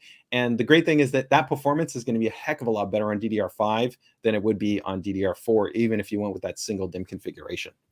So let's go ahead and take a look here at our little price combo. This is going to be for the B660-I gaming board. Beautiful, nice, small form factor based board. It's going to have this P5 Plus, and we've talked about this is the same drive that's been bundled with quite a number of other motherboards. To recap on this, guys, you guys know, I think this is PCI Gen 4 based drive. Yeah, Gen 4 drive. Like 6,600 megabytes, right? I mean, over 6 gigs on the read, and then I think it's about 5 gigs on the write in terms of the sequential performance, and then I think 5-year warranty. So a great drive. I love the black on black aesthetic, so it pairs perfectly in terms, of course, going with this board configuration. So really great choice. If you guys haven't made that jump up to Gen 4, one of the cool things that you may or may not be aware of, right? Microsoft is now starting to get ready to roll out the direct storage tool, which is going to be the next generation of a gaming experience for, desktop systems and laptop systems. And I believe, actually, if I remember correctly, double checking the actual spec information, direct storage's requirement will be actually for a PCI Gen 4 drive. They will not believe they will be actually supporting Gen 3 based drives. So this is going to be a great option if you're looking to be able to have kind of that baseline for that next generation gaming experience and responsiveness, especially if you align it with a DDR5 based system. Then I would definitely make sure to check that out. So let's get ready to go ahead and pull up our draws here. Make sure to go ahead and drop in the chat. Again, hashtag DDR5 rocks. So let me get ready to open up here our little applet. Benny and Karthik, if you guys happen to see a question while I bring that up, feel free. Yeah, I got a cool one from Ransoon Dragonon. We have crazy capacity SD cards now, up to 1.5 terabyte on the market. Is something like that coming out soon for RAM? When can I get 1 terabyte RAM? Cool note about that 1.5 terabyte micro SD. I think they're mentioning that. That's actually a Micron SD card. So we do make the highest capacity SD card on the market. That's Micron.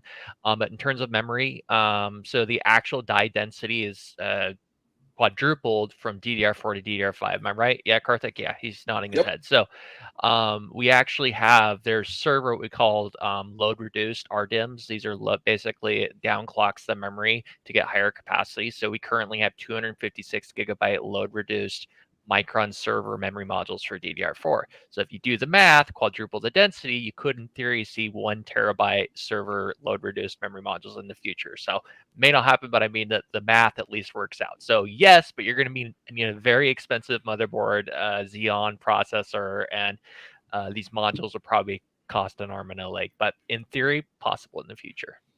We got you covered. Don't worry. We've got our WS Sage series for any of you guys that want to go with the, those 8 DIMM or even bigger configurations. We have really interesting people. We've got people in our PCDOI group that do everything from, multicam, 8K, 12K workflows, science and simulation, topographical satellite analysis, and then we've got gamers. And so we have really a really diverse range of actually PCDIY builders. So if any of you guys have questions regarding kind of what to build, what to configure, what kits, all that stuff, it's a great space to be able to go ahead and join.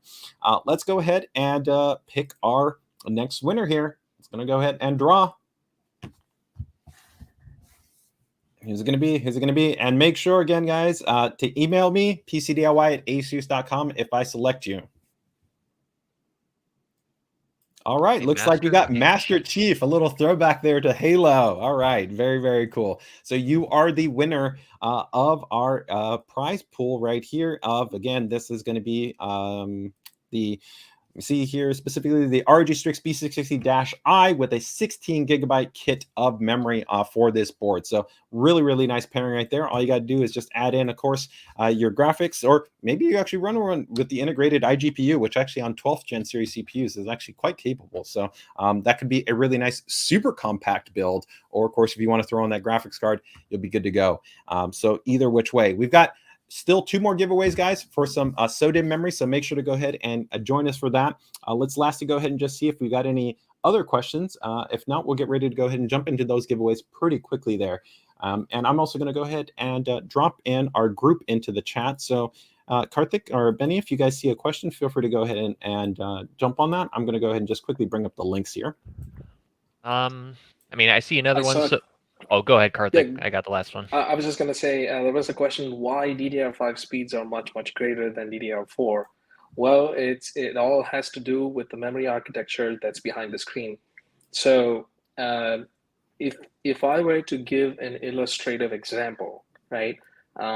Imagine DDR4 technology as a water pipe, right? Now with DDR5, what we have done is basically, instead of just pumping water through the pipe faster, we have actually increased the, imagine as if the diameter of the pipe had increased. Now you're actually able to pump not just faster, but more efficiently. You can transfer more volume of water. So that's, in addition, all of this is possible because of increasing the bus efficiency of the DDR5 memory ecosystem. Now you also have twice the number of bank groups, twice the amount of burst length. You also have your same bank refresh. You have 2 independent 32-bit channels, whereas DDR4 only has a single 64-bit channel. Basically, it means that there's a lot of architectural changes in DDR5 that enables these faster speeds possible. And also, it's not just 50% faster. For example, DDR4 maxed out at 3200 megatransfers, where DDR5, even the launch speeds are at 4800. So just looking on paper, you might think, okay, the speed has increased by 50%, right? Well, actually, in terms of speed, you're getting 50% boost. But in terms of bandwidth, how much volume of data you're moving in a given per second or in a given amount of time, that's actually nearly twice for 4800 megatransfers. So a lot of innovations have gone behind, which is also why the cost of DDR5 has a reasonable premium somewhat to be able to provide these massive blazing speeds and massive bandwidth over DDR4. Very cool. Benny, you had a question that you wanted to answer? No, I think we can do a giveaway, assuming that's where JJ wants to go. Yeah, no, I'm going to go ahead and answer one question right here. I think we, goes in kind of with storage, right? So somebody was asking ASUS Maximus Z690 Extreme to RAID or to not RAID. So that's actually the same board that I've got right here. Of course, your guys' PCIe NVMe M.2 based SSDs, you could, of course, entirely RAID those if you wanted to. They do support RAID configurations. The question is whether or not to RAID them or not. Good question. My recommendation, and this really depends on the user. I generally do not recommend RAIDs. There's a couple of reasons why I don't. One, most of the actual controllers that are built in SSDs are kind of optimally tuned for that drive by itself to work by itself. When you do kind of a RAID, you can sometimes influence the way that actual controller and the firmware have kind of been designed to work. And oddly enough, you can actually sometimes get lower performance for some of the things that actually direct you as a user, in terms of if you talk actually about certain endpoint latency, as well as actually lower queue depth can actually be affected. Your sequential numbers might seem like they're bigger, but if you actually talk about the operating efficiency, the way the drive's working, it may not actually be an improvement. You may want the convenience, though, of what a RAID can offer in terms of offering you a unified volume, which can be nice if that's something that you want. So if you took like 2 P5 drives and put them together and you just wanted one big 4 terabyte drive, okay, maybe that's something that you want to take advantage of. If you go in the other direction of maybe doing something like a RAID 1 where you mirror the volumes, that's not a bad option in terms of giving you some form of a redundancy. But if that's your primary OS drive, I'm also cautious of that, because what we know is that about 70% of most issues for users tend to be operating system related. So what happens if you're going to do a RAID 1 is that you're literally going to mirror the same exact issue that you're having on that primary volume on that secondary volume in real time. So let's say maybe a bad update comes in, maybe you install something, you get an infection. It could be any number of different scenarios, but literally you would have that on the other drive simultaneously. So I generally actually prefer selective backups, or what are called actually occasional images. So like on my primary system, I have actually set to a 48-hour image interval. That means every 2 days, it will make a full system image to a secondary volume. And then that way I can control, do I want to recover back from that image, which I have defined as being stable, reliable, no issues, and I can get back up and running. At the end of the day, this course comes down to you. The motherboard does fully support, of course, taking advantage of that if you do want to go with the RAID configuration. Again, this board supports up to 5 M.2 based SSDs. So just comes down to your preference, but that's my general thoughts. Do you guys have any thoughts on RAID configurations? No, I think it's a good question. I've used RAID for a long time. I mean, back when SSDs weren't even an option. So if you wanted more performance, literally your only option was get a black hard drive, 10,000 RPM, and RAID additional hard drives. Like that's all you had. But I think RAID's kind of, at least for the consumer environments, going the way of SLI, whereas a lot of vendors are just opting it for higher speed performance single card options. We're seeing that. We saw that with SLI. I think we're really seeing that with SSDs now. NVMe is just so dang fast, and it just seems like people are just getting on to Gen 4, and Gen 5's already around the corner. So it really, at least in terms of performance, it kind of negates some of those gains you would get from RAID. And like you said, API wise, its software isn't in games and whatnot aren't set up to configure to take advantage of what those increased bandwidths that RAID or could give you. Now, if you're, let's say you're a video editor or whatnot, and you're doing a lot of raw file transfers from one drive to the other, sequential transfers, then yeah, you could definitely you could make some arguments for that. Obviously we get an enterprise environment entirely different, but yeah, for most of the people watching this stream, I tend to agree it's probably not worth it. Yeah, I'll also make one other point, and this is as a motherboard manufacturer that sometimes people aren't aware of. When we release UEFI firmware updates for our motherboards, on occasion, it's not always, but on occasion, there can be something that's called a platform hub update. This is actually firmware that exists for the chipset. And when that actually gets updated, it can actually change something that's called the option ROM. And the option ROM is generally what is managing the RAID for the motherboard.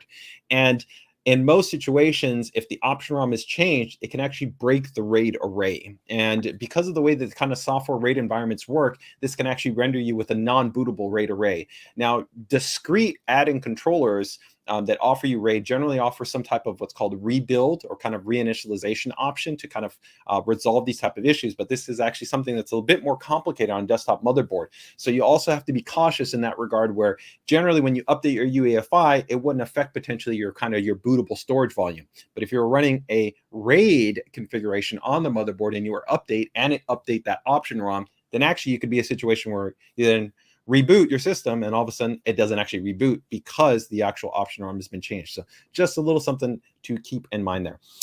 Let's get ready to go ahead and go with our next draw here. Again, if you guys want to get in on it, make sure to drop in hashtag DDR5 rocks is going to be the way that you can go ahead and get selected here. And as just an FYI, we're also, I think right towards the end right here, we're going to go ahead and maybe do like 2 or 3 alternate selections, just as a possibility. It's happened in the past where sometimes the winners don't end up either responding to us or don't end up coming back to us. So make sure to go ahead and just stay with us so I can go ahead and do some random selections here just in case, because maybe one of those first people don't end up responding or don't end up emailing. You might have the opportunity to pick up on their lax communication. So let's go ahead and get ready to go ahead and do our first draw here for, let me see here. I think this is going to be our SODIMM kits, right? So this is going to be a 16 gigabyte SODIMM kit. And our friends at Crucial are going to be offering you the choice of DDR4 or DDR5. So whatever your laptop happens to be or your mini PC, they got you covered. Don't worry about it. Let's go ahead and see who we got. Getting close, getting close, getting close. All right. Looks like nice. Muhammad is our winner. Fantastic, man. Thanks so much. Make sure to go ahead and reach out to me again at ASUS PCDIY, PCDIY at asus.com, so that we can go ahead and get in touch with you to get you over your memory. Fantastic. All right, we'll wait just a couple of minutes here. I'm going to go ahead and see if we got any other questions before we do our last drawing, and then we're going to, again, do maybe 2 or 3 just ad hoc drawings just as a precaution for our winners here. So go ahead and just see if we've got any other questions that might have come in here before we get ready to that next drawing. Got to scroll up through a bunch of DDR5 rocks. Okay. Yeah, it looks like we got all our cars. You guys are all ready for the entry. Fantastic. So that is good to know. So no worries on that side.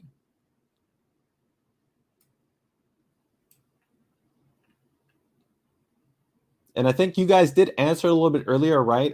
Regarding, oh yeah, no, we did cover that. Module team, all right. Lance says this is cool. Like when there are people from big company answering technical questions. Awesome. Something when I was talking to Karthik about prepping for this, you know, we have our marketing material like we send out for the masses, but I love getting together with like JJ here at ASUS. We can get really nitty and gritty and actually talk about the technical details because you guys obviously can understand a higher degree than most people can, which is cool. So it's fun for us and hopefully fun for you. So this is an interesting one. Does DDR5 affect VM? So I'm assuming you're talking about virtual machine performance. I think it depends, right? There's of course a lot of different virtual machine kind of options you have available. So virtual machines tend to be most dependent, of course, on CPU. But if you're running a heavy number of actually virtual machines, actually, I do think that you would probably say in terms of the responsiveness, you could probably actually see an improvement in terms of the overall responsiveness. You know, we've got people that run things like Promox, and if you're running, you know, quite a number of virtual machines across multiple cores because of that improved bandwidth, I would probably just say the responsiveness that you have, along with having, of course, a modern system, is just going to feel more snappy moving from one virtual machine to the other. So it's not going to be something that you would immediately benchmark and measure, of course. I mean, the immediate performance that would be available to the virtual machine, of course, would also be superior because inherently you have a faster system with more bandwidth available. So anything that you're doing within that would be beneficial.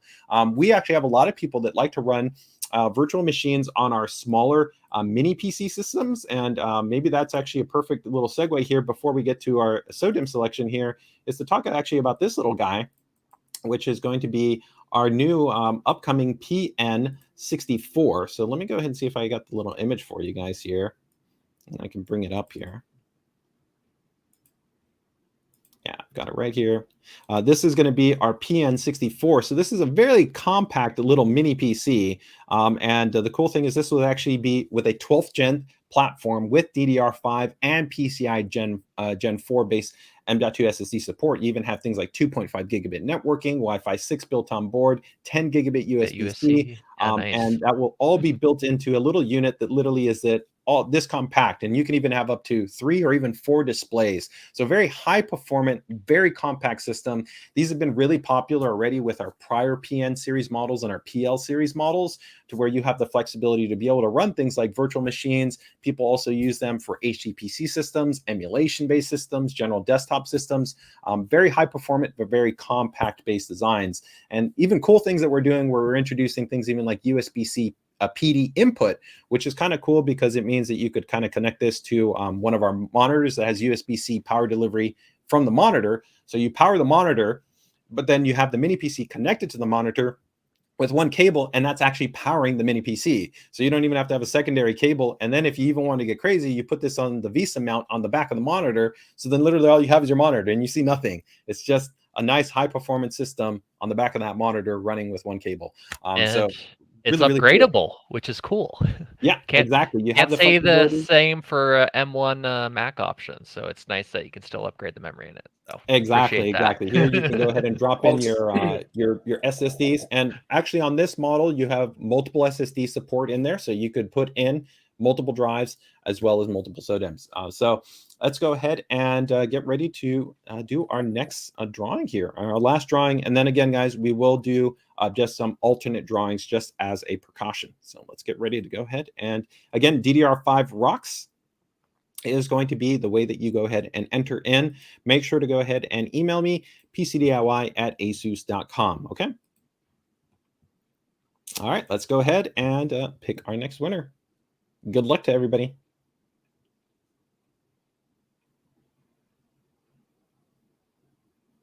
All right, looks like we got Brandy Mir 23, if I'm saying that correct. I always get a little bit tripped up sometimes with the actual usernames, but congrats. Thank you so much. So that rounds up our primary winners. So if all of those contact us, we've got our 5 winners here, but I'm going to go ahead and just do some alternate pulls just as a precaution. So if you get selected here, please keep in mind, this is not guaranteed. This is just in case our first set of selected winners don't end up contacting us. Okay, so give me 1 second to go ahead and just cue that up there.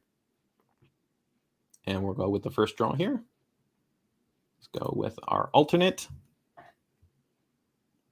First alternate is going to be, oh.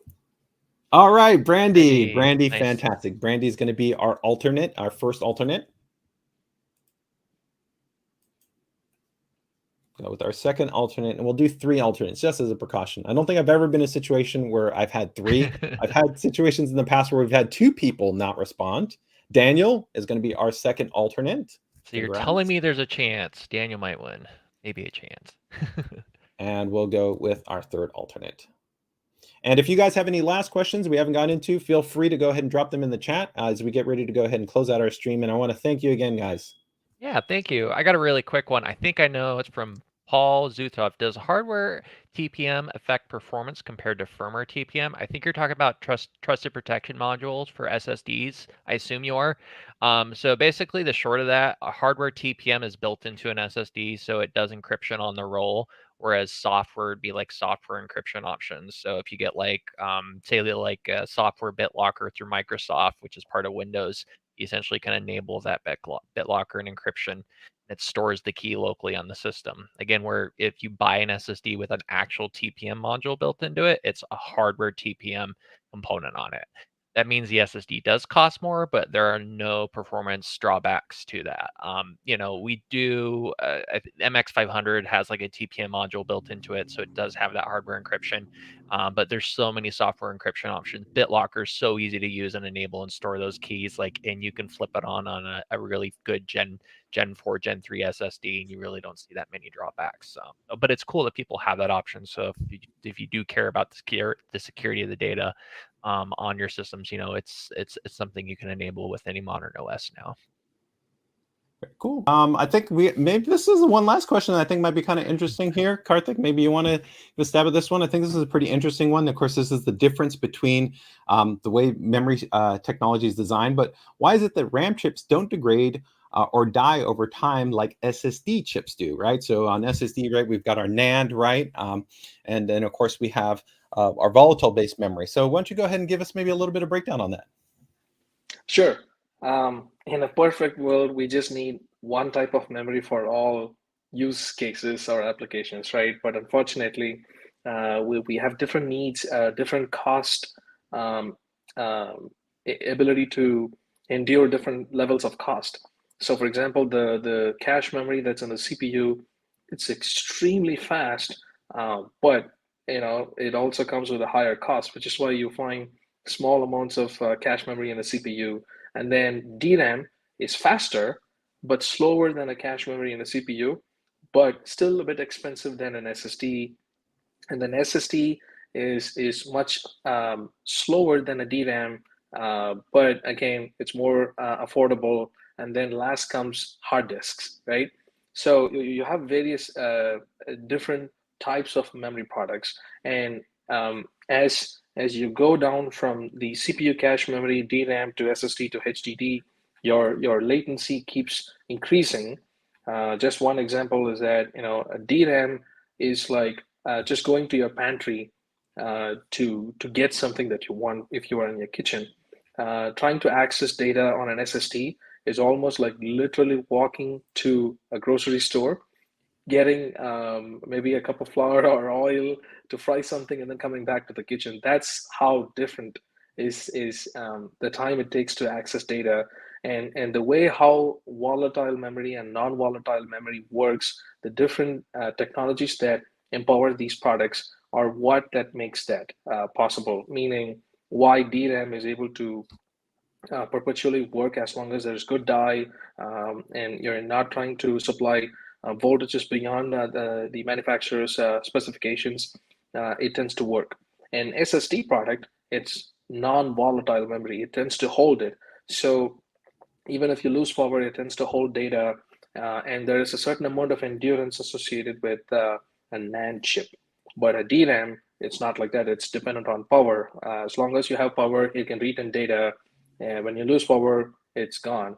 So some of the differences, one uses transistor, one uses capacitors. So all of these differences make why a DRAM module can typically last longer as long as it's good die.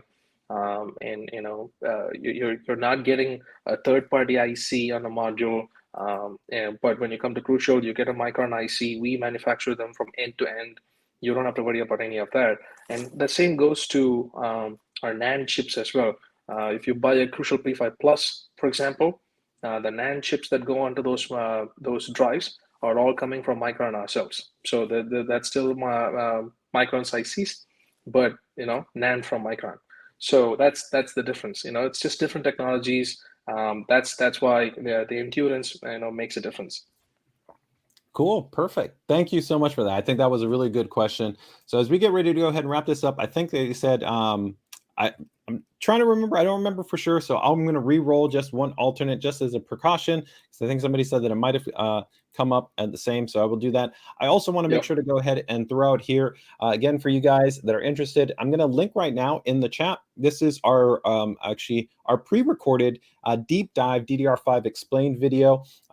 This is a great video that we went ahead and uploaded 2 days ago, which actually dives into kind of this in a more kind of focused narrative, right? Kind of a lot of the things that I think we've talked about within this stream, as well as some other things that we haven't dived into. But you can go ahead and see all the information in there. We'll have actually timestamps in there as well, so allow you to go ahead and go to different points in the actual video really easily. And all the promos that we talked about too, we've also gone ahead and included those in the description. So if you're interested in picking up on any one of those promo boards, where I think there was maybe like 9 or 10 of them across the entirety of our Z690 lineup, right? From ROG Maximus to ROG Strix boards to Prime Series to Tough Gaming Series motherboards. There's some great opportunities for you to be able to pick up some nice combo savings if you're interested in that. So let me go ahead and bring up here our last re-roll, and we will get ready to wrap things up. So let me go ahead and do the re-roll right here. See what happens.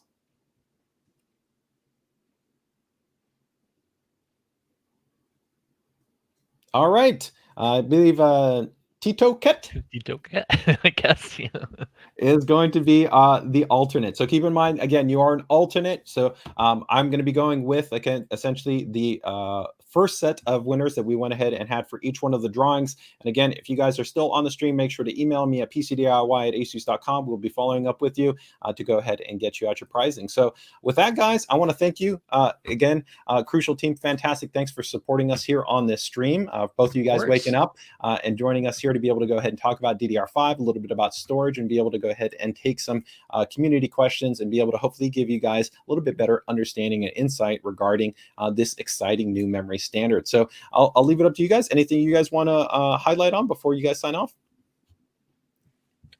Just one final thought. If you had missed awesome promos on Crucial DDR5 during Prime Day, the 12th and the 13th, you still have a chance by trying to purchase it from Newegg bundles that JJ talked about. So you're still not out of the woods. You still have a chance. And also, one last thing, let us know in the comment section for our social channels, ASUS and Crucial. What would you like to see in the future from us? Have we answered some of your questions? We would absolutely love this community, and we would love your feedback. We hope you guys find this useful. Thank you. Oh yeah, thanks JJ, thanks ASUS for having us. Really appreciate it. Love these tech deep dives. It's great to get with you guys and like answer the questions our community has. Let you know I'm pretty active on our Discord. You can find our Discord info on the bottom of crucial.com. If you guys ever want to hop in, like ping me about memory questions. I'll do my best to answer them when I have time. But no, always love you guys. It's really cool. I will say I came from a generation which started in PC gaming in like 2004 and 3, like Counter-Strike Source. I did that. There was a rise of PC gaming, and then there were people saying, oh, consoles are going to kill PCs. They're going to kill PC gaming. And then we saw a resurgence over the last 10 years, and it's just been awesome to be part of this industry. Love this community. Love working with people like JJ. All your guys' questions. It's awesome. So yeah, thanks for having us. And yeah, hopefully we'll be able to talk maybe about Gen 5. We should do a thing about Gen 5 and NVMe, JJ. So, I think that would be really cool to be able to yeah. go ahead and touch on the next generation of Most PCIe definitely. storage. So with that, guys, take care, take it easy, enjoy the rest of your day, stay safe, stay healthy, and best of luck with your builds and with your upgrades. All right, guys, take care. Take care, everyone. Bye-bye. Thanks, everyone.